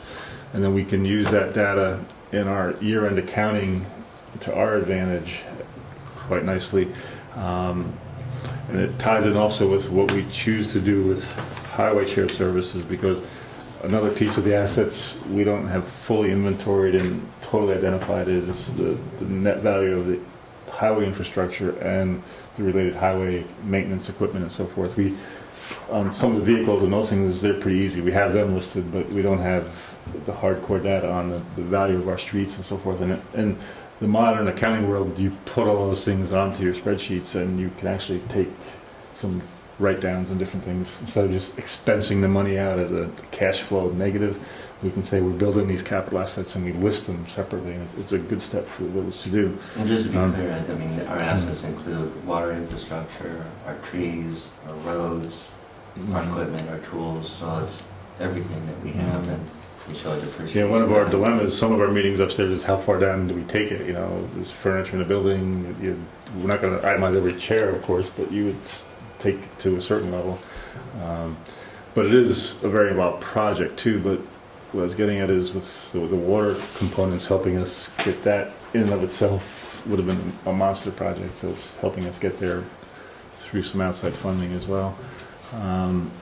What it means for us internally is I started a spreadsheet on some of the major assets we own, and then we're working with accountants and different folks to refine it. It's going to take quite a while to get it done, but we're underway. This is also a requirement by USDA, and it's not many municipalities in the area, including the village of Tivoli or the town of Reading, I believe, has implemented this. So, right. This is something that's going to be required possibly in the near future, and a good jump on it with some funding available. Yeah, what we're told, in line with what Brent just said, is that the state nominally wants everybody to be doing it, but at the same time realizes it's hard for especially small municipalities to do. But we are on our way to getting it done, so that's good. And it's funny, just as an aside story, Monday I went up to Saratoga Springs. It was an annual meeting of the Conference of Mayors, and there was 400 or 500 mayors there from across the whole state. And quite frankly, not too many of them are doing the GASB 34. And you know, we're small, but some are even smaller than us. And it was interesting being with the mayors, just hearing how many issues are the same, no matter where you are. And it was a good meeting for me to go to. And I brought back some notes and different things we can touch on as different meetings come up on point. But anyway, back to the agenda. We're just, like, so we'll move into that GASB 34, and just so you all hear it again, it's the accounting costs were built into the phase 2 budgeting, but it does involve a lot of work from our personal level too. So we'll be reaching out to a few of you here and there to do some assistance. On the shared services part of it, the reason they're in the same line item goes to the same issue in my mind, where we need to be able to collect data and analyze data, especially in the future world where these government efficiency plans and so forth are going to become the way we have to work. Essentially what the state is saying, hold your taxes within caps and then start reducing your tax levies. And there's not too many ways to do that unless you start sharing and looking at all options that are out there, whether it's sharing equipment, sharing management, sharing facilities, at least in my mind, if we want to be in compliance with these things. And a few of us, I'm trying to think now, the last meeting we were all at, after the workshop, we headed over to town hall. I think Steve came over, Jen, you were there, right? And then 4 of us made it over. It was the number 4 meeting of the Highway Shared Services project, I'll call it, where the consultant gave us a recap, meaning us, the public, all of us heard the recap. And it's getting to the point now it's time to do something. And like Brett was saying in his report, and as he's been updating all along, we're looking at, okay, what do we do? How do we address certain highway functions and highway operations? Is there a way we can share something to reduce our cost? Like Brent just said, we're looking at compact tractor and possibly a new dump truck, which are significant dollars. We're not saying we're necessarily going to share hard costs like that at this point, but we have come to the point in the study where they've identified those options, which essentially direct us toward looking at a shared administration. And the reason it ties in with GASB 34, it's a shared management and data collection operation. Right now, our forces do great work, and we have sufficient equipment, but we're not in the financial position to constantly update everything we need when we need it. We're under pressure. Trucks and things are so expensive. But on the other side of the equation is we need to be able to measure how many hours each truck works, how many hours the men work on certain types of tasks, and then we can start to better analyze what we do. And that is also something that moving to a GASB 34 helps you do. And the town needs to move toward GASB 34 as well. So we're looking at, in the phase 1 part of this shared services study, there's about, I would say, $30,000 left in fees after the consultants are done with the project. And what we said at that last meeting, and what seems to be the consensus of the 3 munis, is that go to the county, and we had Owen Rafter, who's the new county commissioner planning, at the last meeting there, at our last workshop. Well, let me phrase it, not a village board workshop, but at one of the last shared services workshops. He was very amenable to extending the leftover balance from the $79,000, which is about $30,000, to looking into an asset management program, which is something like we're using with our water system right now, where you start identifying for the 3 municipalities what the common highway assets are, not common, I shouldn't say, what their individual highway assets are, and start to make it into a common database where we could analyze it. And to set the stage for that, we would need to draw up an intermunicipal agreement to pursue that path. What I've done, I handed out a draft one, and I've sent it to our village attorney, who has not responded yet with any direct comment to me. But I think what's important for us to look at, and what the public should hear, is on, I'll call it page 2, what we're looking to do is find a way to, when I use the word administrative task, we're not talking about the day-to-day management of the operation. It's not where's Red Hook Village's highway crew going to be working today. It's more a higher level where how many trucks do we own, how many pieces of equipment, and how does that interrelate with the town of Red Hook and the village of Tivoli? Is there a way to somehow maybe share at that level, and also share in the administration of the men, not so much the direct task assignment, but what we're looking at is if we could standardize or unify by creating and monitoring what we call work orders, creating a common purchase order system, getting a common data processing system that would give us the ability to do records management, reporting, accounting, budgeting, capital planning, asset management, and then performance planning. So like I keep saying, essentially it's start to develop and create a database, and then you could decide what the next step could be for everybody. It's something where, by default, like we all know, the town of Red Hook has an elected, full-time paid highway superintendent. The consensus is that she does not have enough time to do this with her staff herself, so the software and a part-time person. What we're looking to do is take the balance of the current funding, and then in 2 days, the Village of Tivoli Mayor and myself go to a training seminar with the county for the next phase of their grant rollout. That $1 million that the county rolls out for shared services and cooperative effort planning. We're thinking if we can use the 30 that remains and get some more in a phase 2 to start implementing the data as we collect it, what the data tells us as we collect it, it would be good steps.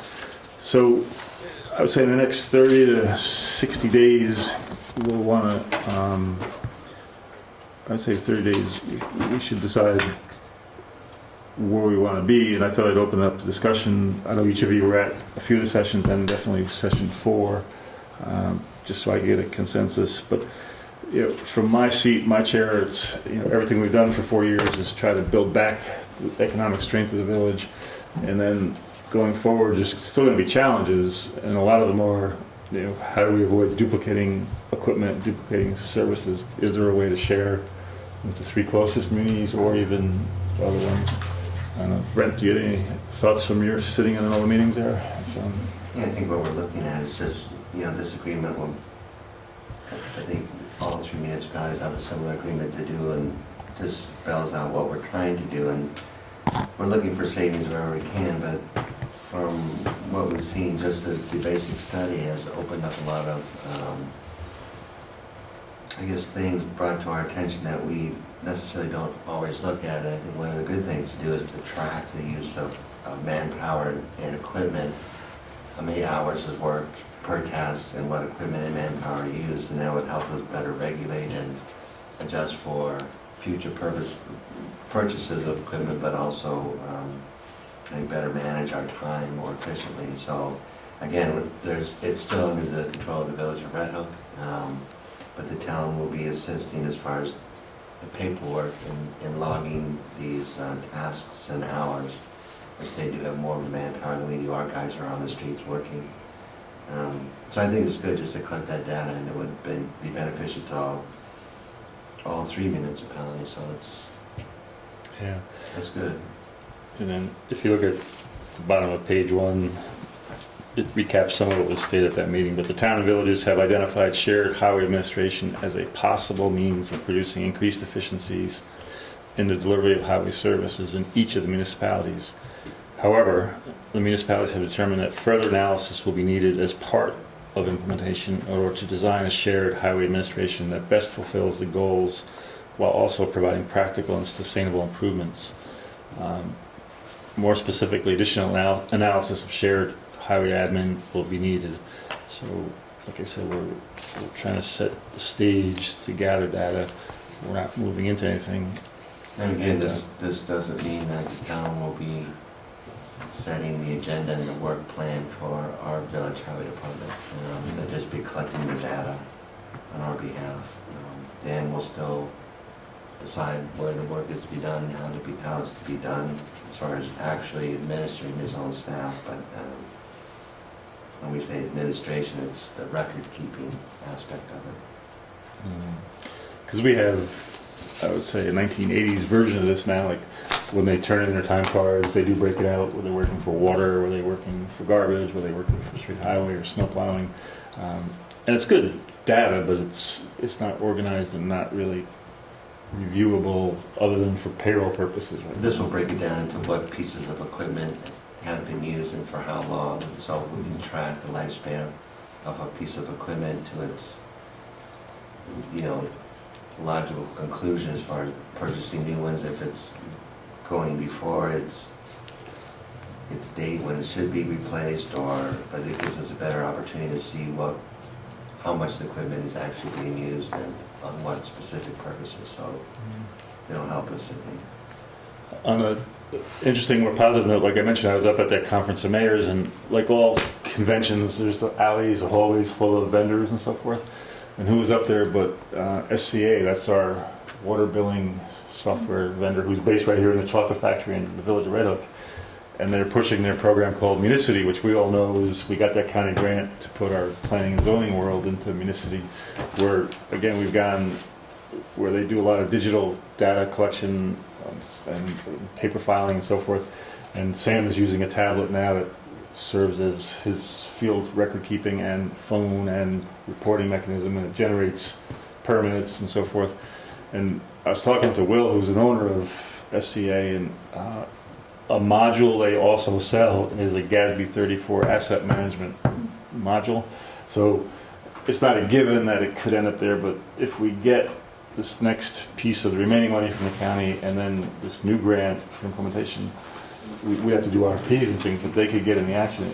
It could be like a triple win in that we'd be pursuing some shared services, but it could also be with a company located here. Now, there are other ones that are in the running. The highway superintendent in the town knows of a company called, I think it's what, BMSI or BSMI. It's an acronym. I don't know them personally, but it would be an RFP where they would all come in and have to bid on it. But it's kind of an interesting, fortuitous event that they had a similar program locally here. But anyway, like I said, council's looking over, the form is kind of, to me, it's a boilerplate statement based on the outcome of the sessions. The one key thing to me would be page 3, cost sharing. It says the munis will make every effort to identify and secure grant funding to aid in the implementation of shared highway administration. However, expenses incurred outside of any available funding should be split equitably among each muni. In addition, costs associated with hiring an outside expert, other implementation costs expected include those related to software licensing fees, municipal attorneys, and staff training. Quite frankly, I think we would look to the county to help us with any of the funding. We're not. The one reason we're looking at shared services is to say, to reduce our budgets and help do the right thing. But we're not really in a position to go spend more money to see if we can save money. We're going to look for somebody to help us study it and then go further. Well, one question I have is Mhm. their committee, The group, that study committee? the steering committee. Yeah. Mhm. Now, is that going to be applicable 222, 333, or is it going to be the town 3, the villages 2? Is it going to be equitable? It's been 222, with the exception that Teresa Burke's been sitting in for the town. So the town has 3 representatives, each of the villages have 2. Actually, Tivoli had 2, Village of Red had 2. 2 members of the town council were there, plus Teresa Burke on the steering committee. Okay. Yeah, I don't know. Because, Flesh out your question. Like. well, I saying- just wanted, Yeah. while I left the meeting there was a big question about the steering committee itself. Was there going to be a new committee formed? Because this committee was in essentially done, or I just wanted to know the makeup of it. I don't know if this has been discussed. No, I guess. And then I really, 1E, 2 and 3. 2 I really, or 3. Who's going to, who would be charged, who would be reviewing a labor contract? We would be. Or what, I think you would need, the assistance of a labor attorney. Yeah, it's like, what we do now. 2 villages are under union contract. So that was still being negotiated by the individual municipalities. So there's 3 separate departments.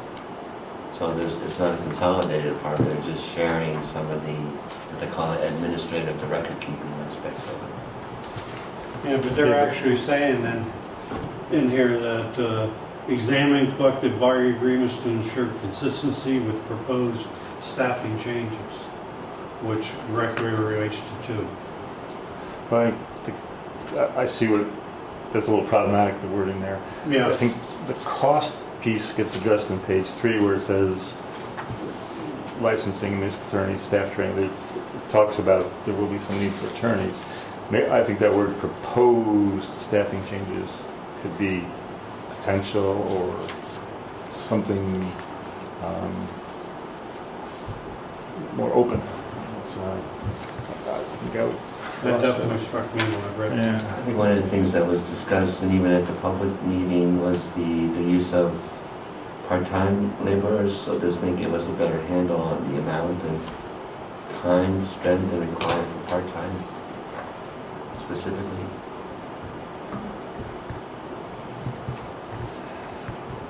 And then line 2, Steve, determine proposed changes roles. Roles and responsibilities of staff from each department.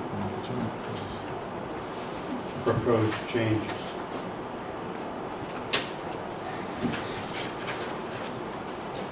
I think that word proposed could be changed there too, something, review potential changes, or something like that. What do you think, Brett? Review potential changes? So nothing's been proposed as far as Yeah. the plan. Right. And no proposed staffing changes has been really discussed. Right. Well, I see, it's more like, what do we do now? Where's the overlap? Is there any overlap? Is there some way to reduce our costs? Yeah. And it's pretty amazing too, if you look at when our busiest time of years are versus when the busiest time for the town is. I mean, summers are very busy for us because we do parks maintenance and the town does not. So we're very busy. We do everything the town does, road repairs, sweeping, cleaning, plus parks, plus water. Tivoli does the same thing plus sewer, so Right. it's a different thing. I think we try to make that clear throughout the whole process that, you know, we're not really looking at apples to apples. Each one of us does different things. And so again, shared administration, I think it's what they're really pushing for, and that's more record keeping of equipment, labor, and time used of each one. Just data collection, basically.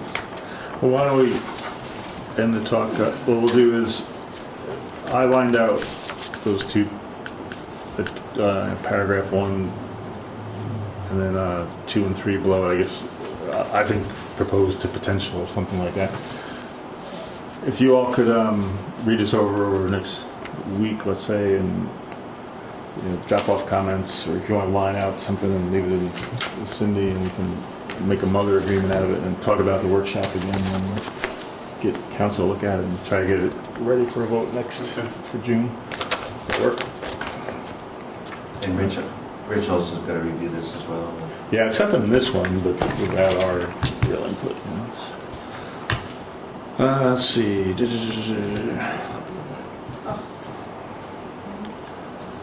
An easier one for the moment. I had their LoSAP payouts. The good news, one of our meetings, the fire company had submitted all their required paperwork. We sent it back, and then Cindy sent it back up to the two entities, Penflex and RBC. They're two entities that handle the money and administer the fund. And they got back to us with what the payout cost is. And like LoSAP is a defined contribution program where we use it to entice firemen to join and stay in the volunteer fire company. It's shared with us in the village and the town of Red Hook for the Red Hook Fire Company. And Tivoli has their own version, which is separate from us. Since we just did our budget, I just want to let you know it's coming. The results are coming back within what we budgeted, which is good. It's one soft thing once in a while. We never know how many volunteers will qualify and so forth, and we use history to make a good estimation, and so it worked out. So we have, it's not an item we pay in this fiscal year, it's for the next budget year, but it worked out for us, meaning we picked the right sequence and projected it correctly. So Ed, these comparisons of costs, is that total for the fire company? It's not necessarily the village share? Inside and These comparison of costs on page 2. what are you looking at, Brent? Looking at the slow. Oh, you got that Okay. stuff. Yeah. Could you give me that? I don't have that in front of me.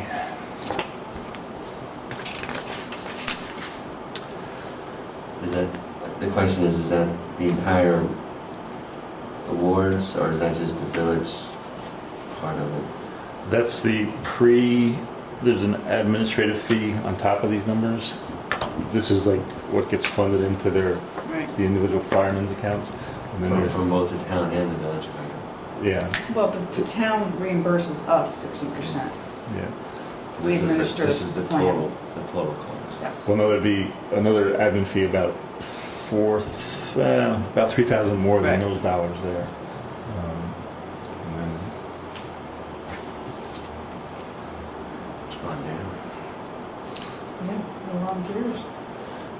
anyway.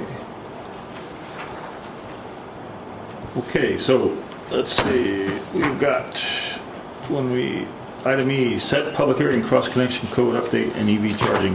What I mentioned at the onset, before we got into the main meeting, we've got both those things in draft format, and we circulated some late Friday. The municipal law is that, like I said earlier, that the board has to have the changes either in hand 7 days before the public hearing or 10 days via mail before the public hearing.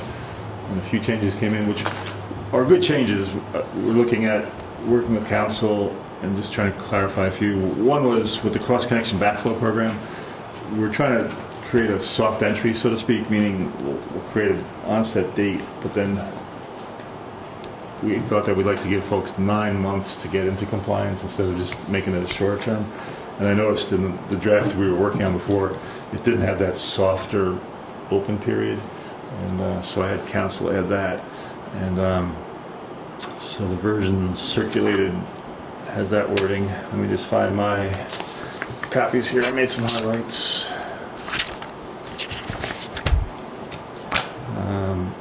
Like we all know, that law is designed to safeguard the public potable water supply system, and it's based upon New York State actual Department of Health constructs. It's nothing we're inventing or decided we want to follow. It's something we have to do. Like I said, the authority comes from the Federal Safe Water Drinking Act and the New York State Sanitary Code. Our code will cite those sections. And then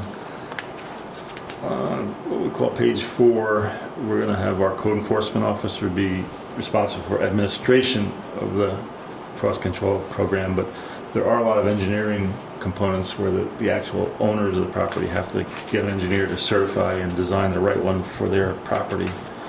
Probably the biggest question everybody would have is who has to be on this program, and we'll just put it out there again, but it's folks that you'll see on page 6 of what we've handed out.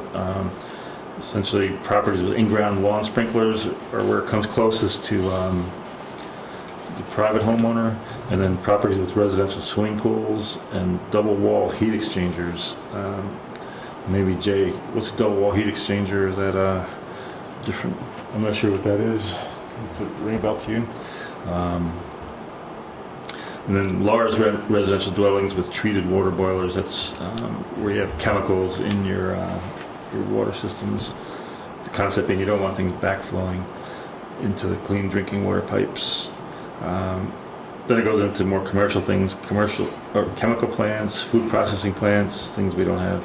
Medical and dental buildings we pick up, mortuaries, embalmers, funeral parlors, commercial refrigeration. I don't think there's an active one anymore in the village. Laundry facilities and dry cleaners, greenhouses, probably nothing. Commercial car washes. They're on our system. But let's see, dye plants, paper processors, no. Auto repair shops, yeah, we have some of them. Schools and colleges, food processing facilities, barber shops and beauty salons. Buildings 3 stories or higher. So what we would do is move this toward passage. If you look at page 9, what I put was we'd like to get it effective August 1st, 2015, and then the change I'm recommending is customers with service in effect as of the date of this local law shall obtain all required permits in compliance with the park by March 31, 2016. So it's giving them time to get themselves reviewed, inspected, and permitted, and then they'll have to have their system installed by then. So, to do that, let's see, council drafted up a formal resolution. Maybe Cindy can help you remember too. I don't know if you have your book there or not, but it's essentially just letting us set the public hearing for the June, I think it's June 8th. Let's see, June 8th. 5. Resolution number 5, dated today's May 11th.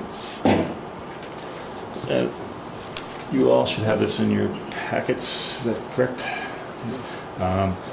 Whereas a proposed form of local law entitled, a local law to amend Chapter 195 to establish a cross-connection control program has been submitted to the Village Board of Trustees of the Village of Red Hook, and whereas the proposed local law would establish a municipal cross-connection control and backflow prevention program to protect the water supply from the possibility of contamination or pollution, whereas a full EAF dated May 11th has been prepared on behalf of the board, whereas in accordance with the Seeker Act, the board is required to determine the classification. So be it resolved that the board, we're going to say the adoption of proposed local law is a type 1 action under Seeker. The mayor is authorized to sign page 13. I would like to do this though in conjunction with the public hearing next time, so everybody's totally familiar with that. The board is the only involved agency under Seeker. The board shall hold a public hearing on June 8th, this is the key part, at 7 p.m. at the Village Hall to hear all interested parties on said proposed local law. The village clerk is hereby authorized and directed to publish a notice of said public hearing in the official newspapers on or before, and, May 12th, pardon me? tomorrow, May 12th. Yeah, well, we'll give her a couple days. Let's say May 15th, 10 days before. which is not less than 10, so that can be longer, it can't be less than 10 days. The clerk is directed to send a copy to the clerks of adjacent munis. So what's the date at? I'm gonna put May 15th there. Did you say we have a copy of this? I think you do. Do you not? The one I got is for EVs charging stations. Yeah, Yeah. there's one of them too. There should be two. No, Yeah. they didn't give us one of those. Pardon me? That's the one you printed this afternoon, we're holding on to. Oh, okay, sorry. Let me give you the right one, Stephen. No, just have it. That's okay. Here's one. Everything's the same. Yeah, yeah, here's one for you.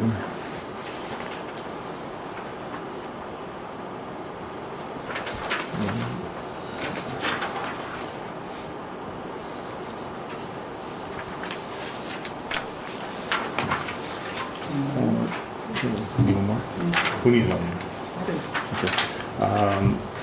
So we're calling it Resolution 5. Essentially, we're setting public hearing, and I thought we'd work on the seeker and things at that meeting too, once we talk it over amongst the crowd and ourselves. Is there a second on that resolution? Second. Any other discussion? All in favor? Thank you. Let's see.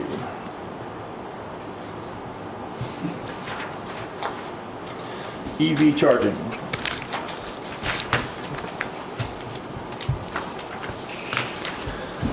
What we did there, we're trying to broaden this across our code to deal with all the subsections and different pieces of our zoning code. What I had our attorney do was clearly state that a private homeowner can have an EV charging station. As you know, we created it in the general business district for parking lots over a certain size, but in order for NYSERDA to look at it and the state to look at it, where we could claim that $2,500 grant for instituting EV charging stations, they wanted it to be clearly allowed across the village. So we had council add, even though it's implied in our zoning code that a single EV charging station for residential use in certain parts of our code seem like some wording should be dealing with that. Meaning we're not promoting or allowing commercially based EV charging in the residential neighborhoods. So we're just cleaning up the wording on that. So that would have its own resolution for a public hearing next week, or next month rather. So I guess that would be resolution number 6, if I do my math right. Is there a proposed local law number? Are we not at that point yet? Could we either do You're one? not there yet. We can do one for the other one too. Yeah, we can insert that next month. So like Steve Zarchek mentioned, it's the same text. We're saying, whereas a proposed form of local law entitled, so it's a different title, local law to permit EV charging stations as a permitted accessory use in certain zoning districts. The proposed local law has been submitted to the Village Board of Trustees. Whereas the proposed local law would modify certain provisions of the zoning law to permit EV charging stations as a permitted accessory use in certain zoning districts, and whereas pursuant to 239M of the General Municipal Law, proposed amendments to the zoning law must be referred to the Department of Planning and Development for its review and report thereon. Whereas a full EAF dated May 11th has been prepared on behalf of the board, and whereas in accordance with the New York State Environmental Quality Review Act, (SEQR), the board is required to determine the classification, and then we'll say that public hearing, this one is at 7 p.m. and I think we had the other one at 7:15. Did we say? Did you? This one's at 7. Okay, let's change the times. Just a minute. They're both at 7. Yeah, let's pick them so we're not doing 2 at the same time. I think let's do the first. Let's do the cross connection first. It's a little heavier, and then we'll do this one at 7:15. And we'll use the same date. She can get the notice out by May 15th.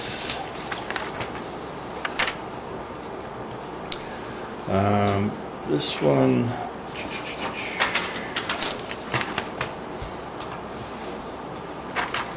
okay. So essentially we're setting a June 8th, 7:15 public hearing, and we'll work with the seeker at that time too. Is there a second? Second. All in favor? Aye. Thank you. Cindy, is the tape recorder going? Is your tape recorder? No, just snapped off. Okay.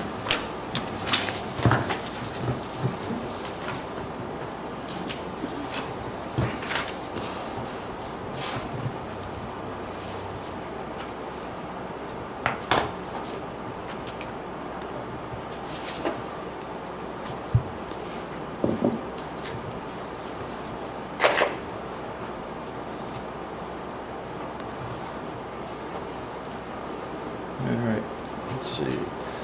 We touched a few times over the course of the night, IMF government efficiency plan status. I've blown it up so I think it's a little more readable over there. Like I said, we've filed it, the county's reviewing it with all the other munis, and then they'll send it up to the state for us, and then the state apparently has a team that reviews it too. Yeah, we heard. Well, efficient. We went. Just 5 people. We went. Cindy and I went to a informational / training seminar with the county, and the word is she's not making up. 5 people in the whole state are going to review every municipality and school district's government efficiency plan. which Libraries, yeah. It was hard enough doing one. I can't imagine 5 people reviewing thousands and thousands of them. Is that efficient?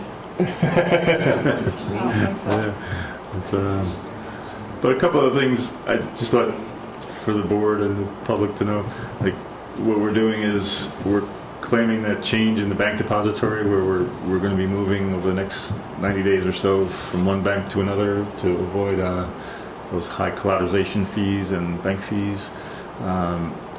That's an upcoming projected one. And then we have workers' comp shared services. We've been in that since June of 2013, and we list out the savings we're doing there. The state program does allow you to go back to, villages can go back to June of 2012 to pick up things you've already done. So we're not being penalized for starting to become efficient before they told us we should become efficient. So we can pick up some old ones. And highway shared services admin option. Now again, it's, what this is, we can use projections. Remember at some of our workshops, these do not have to be, there's no way we can prove what we're actually going to save, but we can project what we think we're going to do. So that's something with shared admin services.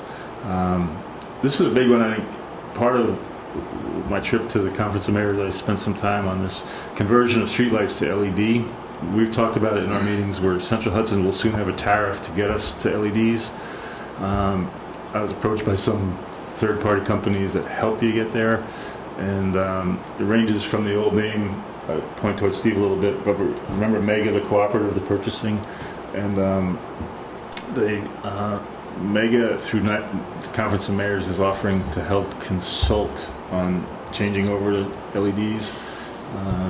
But even on our, we know what we spend a year on straight electricity costs, and as we start to convert over, we can project we'll start to save on energy with LED conversion. Municity shared services, this is something we did with the county and the town. What we talked about before, buying that module for the planning department. And what it is, the savings we're getting there are between not having to buy the hardware, the software at our direct onset cost, and then they provided training, and then there's a savings in efficient time Sam has to spend on things. It's just much more modern up there. And one thing, the office building cleaning, what this is as I was doing some thinking, I thought we were using outside agencies, and we moved it to in-house staff, so we're averting prevailing wage exposures and so forth, so it's a good thing. And then the Red Oak Fire Company solar array, this was something, it just made the deadline, but it was where we worked with the town and NYSERDA and gave easements to the fire company. What I was doing is not taking all the savings that they're getting in the fire company electricity world, taking a portion of it and just projecting that out over 3 years. So you can see we would need, our 1% of levy is the $11,634 down here, and what we're showing is $37,000, $34,000, $36,000. So even like when Finch said that they might bang something out on us, we still have room there. And these are good numbers. They're real things. It's maybe number 3 is a little bit softish, but I didn't carry it too far forward because we don't really know if we do that shared admin. The next steps are not known and not clear, and I can't project them right now. So, but overall, that was good news. I thought it was kind of neat just to show you the benefit of having used the county to do it. What I would do is on each page give a spreadsheet with notations. Let's see. That where you list out the specifics and the budget lines and different things. And what's sweet about it, like you see here, we got the budget line it's dealing with, the base cost, what we're projecting to save, and then I'm being realistic. I'm assuming sooner or later those banks are going to start charging more fees, so I'm not claiming the savings every year. But what's nice is we went through the various projects, but then when you hit all projects, their spreadsheet brings it all up for you and makes it look really good. I think one of those 5 people in New York State that gets this, that's a good one. So that was part of it. It was like framing it and packaging it. So I'm happy with it and proud of it. So it's good stuff. What do you think, Mr. Trapp? You liking it down there? So far, so good. And then let's see. The last thing is more for discussion was at one of our workshops is item B, barge shuttle discussion. We were talking internally, and the reporter was there. He can't make Monday meetings, which I'm going to file a formal complaint to the River Chronicle. They need to get a reporter that works Mondays if they want to sell papers in the Village of Red Hook, because apparently he's on a day off on Monday, and I'm going to offer. You want to be a reporter, Steve? No. They should have somebody here, but. He did a good story he picked up at the workshop, which he works on Wednesday and Thursday nights, so he comes to the workshops. And the local River Chronicle had a good story that encapsulated what we talked about that night. And the point being, we believe in mass transit, we believe in getting students to come and live and shop and be in the Village of Red Hook, but this new bus showed up, I guess now 3 or 4 weeks ago, with, in my mind, bigger scale, bigger capacity, probably heavier weight, and less turnable. So we're looking for some options, and we kicked a bunch around. It seemed like we were headed for doing a bus stop in front of Village Hall and letting them find a place to turn around down below somewhere that works for a bus. Could be Hannaford, you know, I don't know, it's our goal to tell them where to turn around. We don't want to find, we can't put them on private property to turn them. And then when they're northbound, have them do a stop over on just north of the crosswalk over here. And it would still tie in with just waiting in our village parking lot, and when we build those shelters, whatever we build, it'll still be the focal point. I think we should also do it with a loop bus, where that also has, he doesn't turn down our streets because he goes 199 to Tivoli. He's just a different route, but but we could use them for both. Now the question becomes, it's a DOT issue where if we're putting signs up or something on Route 9, but that's where my thinking takes me. I thought I'd put up for the board to talk about too, since the workshop, if you came up with any ideas. But I do think we have to somehow direct them off any of our village side streets, but be friendly at the same point. You know, it's like we need, you know, like I said, this, you know, we talked about turning around and private property across the street, but that's somebody else's land. It's not our purview. So. I think when we've called them up before, you've spoke with them, I've spoke with them, some of the neighbors have spoken with them, and they've always offered to come and talk to us at around the table. So I would recommend maybe calling them up and seeing if they would want to come and just kind of hash out some of these ideas and see what there's some kind of working compromise that we can do, because there are some legitimate concerns that our neighbors have with their village streets. The vehicles are getting big, but the same token, they're an essential component of our community. And I don't disagree. We've had good talks with them, and I think Bart recognizes that. But Jay, you were starting to say something there? I get probably more comments overall on this. I mean, people expressing their concerns than anything else. And a part of it, we know the bus is very wide, they stop out here, it really slows traffic down when they're unloading. When they come down the village streets, you know, the width of the street, you know, it's okay, and I get that, but the concern I have that is expressed to me is the late hour sometimes, and the bus is quite loud. Okay, that's half of the process. The other half is that when the bus is sitting up here waiting, and it's relatively late at night, sometimes the students come running up the street and expressing their excitement about meeting the bus, you know, at 11 o'clock at night or whatever, 10 o'clock at night. And, you know, not everybody stays up till 10 o'clock at night, but they hear these folks, and so these are some of the things that I hear, and I'm sure many of you have heard the same sort of things. Yeah, that's the good part. At the village level, we are closest to the people, so we do hear it, and that's why we're trying to do something. The good news is Bart essentially goes home in a week. Yeah, so the bus drops to, I think, a little van thing, and it's so we have some time, but we have. But they start back up in early August. Yeah.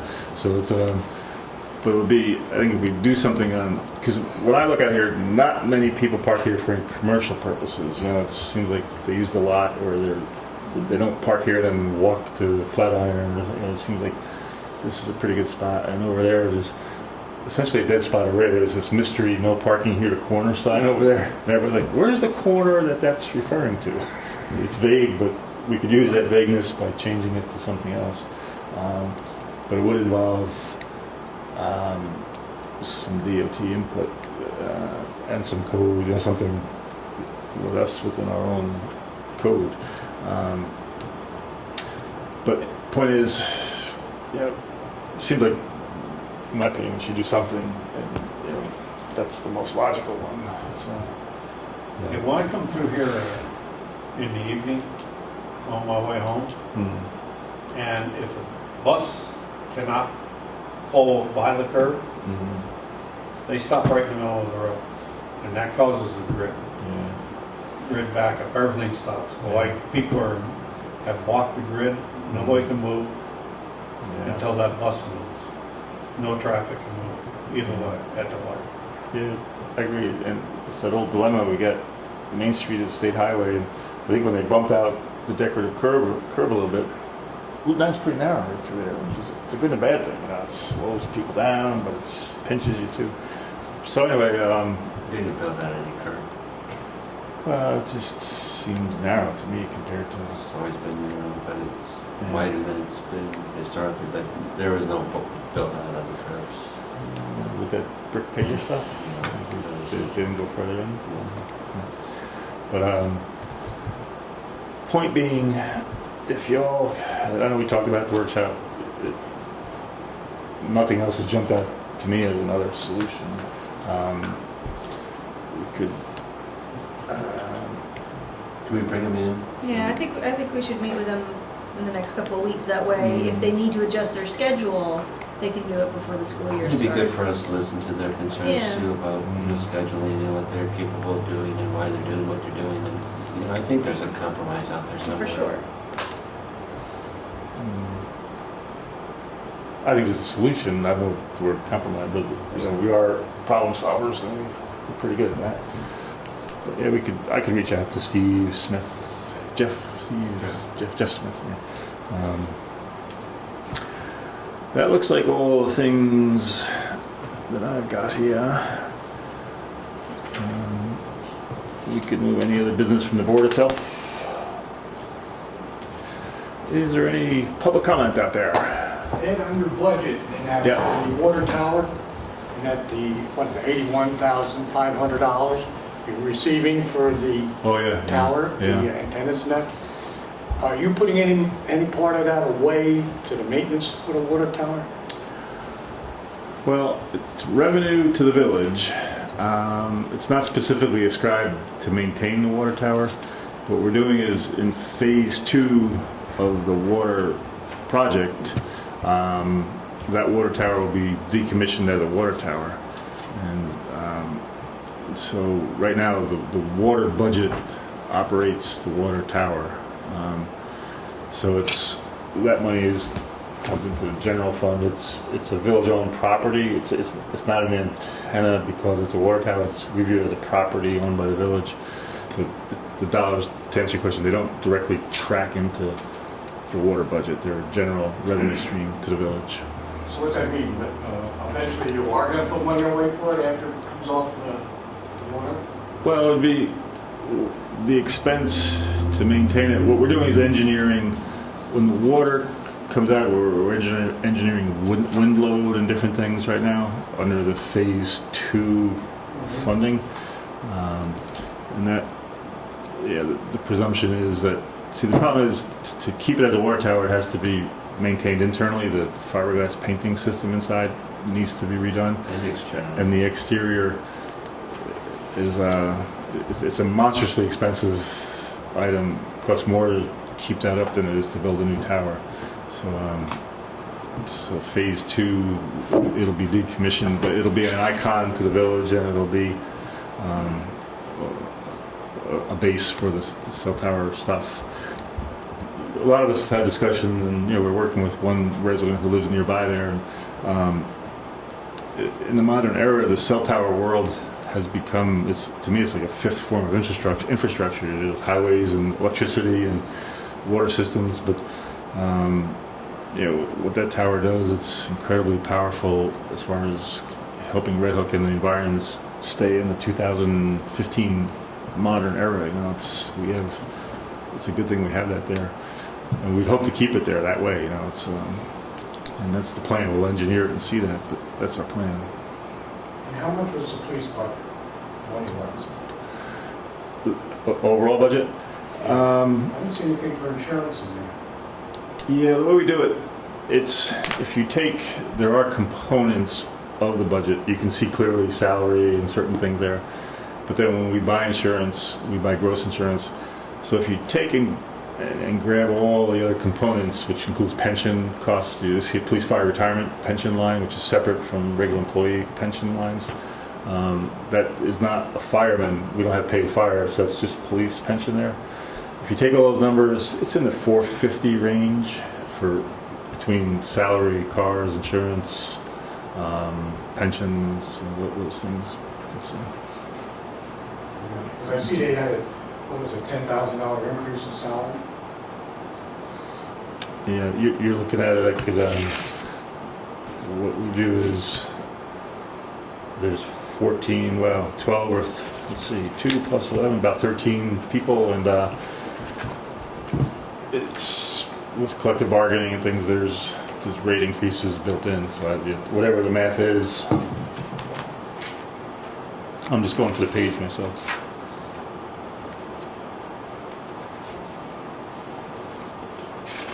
Page 5 of 9.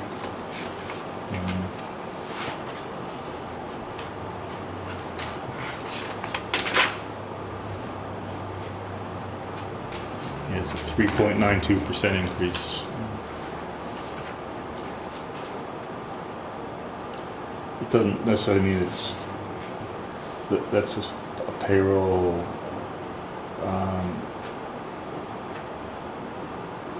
The contract has different components to it. They're not necessarily getting a 3.92% raise, but there's different costs in there.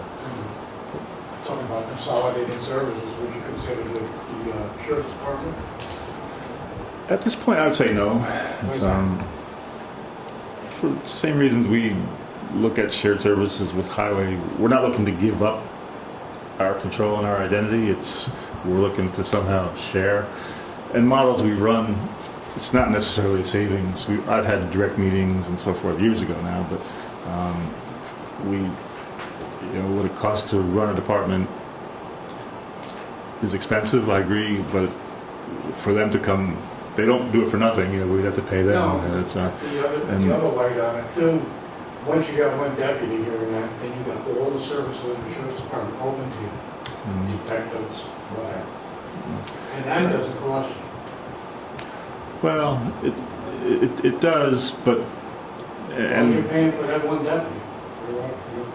yeah, but we do have. You don't need 2 shifts on here during the day. You could get away with like a 4 to 12. With what? I didn't follow that. You could get away with a 4 to 12 shift, like at night cover, have them go off at 12 o'clock. With You another. don't really need them in the daytime. There's sheriffs all over the place, state police. The state's adding more personnel too. Well, I think that's not true. It's when we're here, it's amazingly busy. The PD. It's an active, positive place. You think it's right that they write all these tickets in the village? I mean, like 90 tickets or something like that? If the people are breaking the law. That's the hard part. We do the math, and it's worth restating. These people are sick of hearing it, but 14,000 cars a day go through that light, and a certain percentage of available light, we don't have traffic counters on our side streets, but let's say it's a low number, another 1,000 a day. 15,000 and what's the ticket count? 92. It's a very, very. I do the math once in a while to see what percentage it is, and it's minuscule. But like Jay said, if they're going 45 and a 30, they're gonna get a ticket. But anyway, anything else? Last month, you asked about the truck traffic on the side streets, and you said we have a law about it. Yeah. Do we? Yeah. Why don't they try enforcing it? Apparently, they're not posted. I didn't By hear law, that. you have to post a sign, no commercial traffic or nothing over a certain weight. Right now, I got the trucks jumping the curb. I got the Heineken truck, I got the Pepsi truck. I had 2 tractor trailers come down Grave Street, stop at my corner, realized there's no way in heck they were going to do it, because they were the long ones. They ended up backing into the Masons, up Graves, and turn around and go out the other side. Why they were coming down my street, I have no idea. There's no commercial buildings. It's like everybody's using it as a bypass to avoid the center of town, I guess. Because I find driving your street in my car hard. I can't imagine. Well, if you look at the house diagonally across from me in the curb, the truck tracks on it. Yeah, The jump in a curb, and it's about, it's about that high. yeah. So it's big indentations up on the curb, almost hitting the fence. And Is there a the certain- little bus came by the other day. He was a short bus, and he had to back up to make the turn, which I don't understand that one, but Is there a I time know of what day? he's doing there. Is there like a routine time of day you see them? Like, During business hours. yeah. The little bus is an oddball one, the long ones, the 40-footers. That's middle of the day usually, but Yeah, no, and there was nothing on the sides. I couldn't even tell where they were from. yeah, 'cause- But the soda trucks, they're articulated trailers, I guess you call them, Mm. the cab and the trailer hook up to it. And there's Heineken and the Pepsi, water truck, whatever it is, mhm. Dasani truck, whatever. Two things, our streets are posted 5-ton weight limit except for local delivery, which would mean to me a furniture company bringing you a new couch. It's not a Pepsi truck bringing, There's no Somebody, supermarkets on my street. yeah, yeah. There's no bars on my street, so they're using it as a bypass, I guess, but they get hung up when they can't make the turn. Mhm. And if something's going on in the owner door, they tend to lock up the street even more. Yeah. Well, could you, if you see him, call the PD and they could get over there in no time and, Oh, the truck's moving. yeah, but if he's unloading somewhere, I mean, it must be I have good. no idea where they're going. Well, they could give a call and they could hunt them down. It's, Can you write down the license plates? Yeah, Good. well, I mean, on the regular delivery trucks they can, on the trailers, Because I I've done mean, that they're before. random. I've done that before, and, I happened to see something going on, just wrote the number, gave it to the police, and they went and got it. and we do too, George. I think we mentioned it once. If we see a name on a truck, like Pepsi's too generic, but if we see a heavy truck with a name, we'll write a letter. Well, it was We'll write a small, letter to they- companies. They weren't like Allied or something like that, Mm. branded on the trailer. Mm, They just had a little bit of lettering on the door, so they're probably out of state. yeah. Again, I don't know where they were going, because it's like a huge delivery truck, basically, probably going to an industrial park or something, but Well, maybe the GPS is just say, make a right and you get back onto 9, but mm. they don't fit. Yeah, well, it shouldn't be there. We don't want them there. And the code says 5-ton weight limit on our village streets. And I gotta believe they're over 5 tons, if they're what you're describing. So I think a big truck is 2 or 3 tons, right? A big modern pickup truck is, Yeah, well, Halfway there. This is the main bypass, when you come mm, from Pine Plains up out that way, you come down, you remember where the light. mm. Over, George, they're back here too, so coming from the west, and going this direction, they'll come through Church Street, up Garden. And then they go down Fifth Street and down up over to, Yeah, they got, Elizabeth. they're on my lawn sometimes, last year they were up on the lawn. because Well- they just went by. Well, like I say, it's not appropriate. I would urge our cops to stop them. And if you can call when you see it, and I'll tell them to keep an eyeball out there. Is it like a morning time or is it a, since midday. yeah. I'm gonna say between 11 and like 1 o'clock, Yeah. something like that. I'll- Those trucks have to somewhat probably standard time, so I'll see if I can figure it out. 'Cause- Right now, when I see them go by. Those are 2 trucks branded on, I can tell you. The other big truck trailers, they're random, and I don't know where they came from, where they had no idea where they were going, because there's nothing on the sides of them. Steve said They something. will respond to you. I mean, we had issues with the heavy delivery trucks Yeah. parking on the pavers, half the wheels on the sidewalk. It took us a little while of dealing with them, and then now they don't do it any longer. It's a matter of, getting to them several times, and they don't really want issues, and the drivers don't want issues because they want to keep their jobs. If we complain to the owner of the trucking company or to the initial, owner of whoever, the vendor, they'll respond. We just need to get to them. Steve is trying to say something, I think. Oh, I was just gonna say, let's ask the police just to, routinely run through there. Yeah, we could, because we'll do that for you. And it's not just for you, it's no truck should be on a village Yeah, street. the other thing is, the owner goes in, whenever there's something going on, they should make a point to check and see if they're blocking the intersection. Yeah. It's funny, the AC's running between you and me, so, but, yeah, I know, because you have fences on Cherry, and when they do something, there's not a lot of room to pull cars off. I think Well, that's, that park opposite my side, mm, that they come all the way from the corner all the way up, that makes it very narrow for anybody to go up the street, yeah. even with nobody parking on the side of the street, because there really is no parking on the street. Yeah. but they'll go right to the corner. I mean, right past the corners, this car, so somebody couldn't even make a turn, because now you've narrowed up the street by almost 8 foot, 9 foot. So Is- cars, I've had the, I think it was a FedEx truck, stopped, looked at it, he was no way he's making a left, he had to go up the other end of Cherry Street. Right, yeah. Instant like that. You know, forbid to have fire down there. Kid never get a fire truck or ambulance or anything in there. I know one time we were involved in something at the M&F, and I put those temporary no parking this side of the street stuff just to keep a lane. I think there was snowbanks or something too at that time. I forget what the event was, but it is very narrow street to begin with. All right, thank you. Anything else? I think it looks like we've hit everything we're supposed to talk about. We have all seen the vouchers. Is there a motion to pay bills after audit? So moved. Is there a motion to end this meeting? I'd like to make a motion to end this meeting. Is there a second? Second. All in favor? Aye. Thank you. Good night, everybody.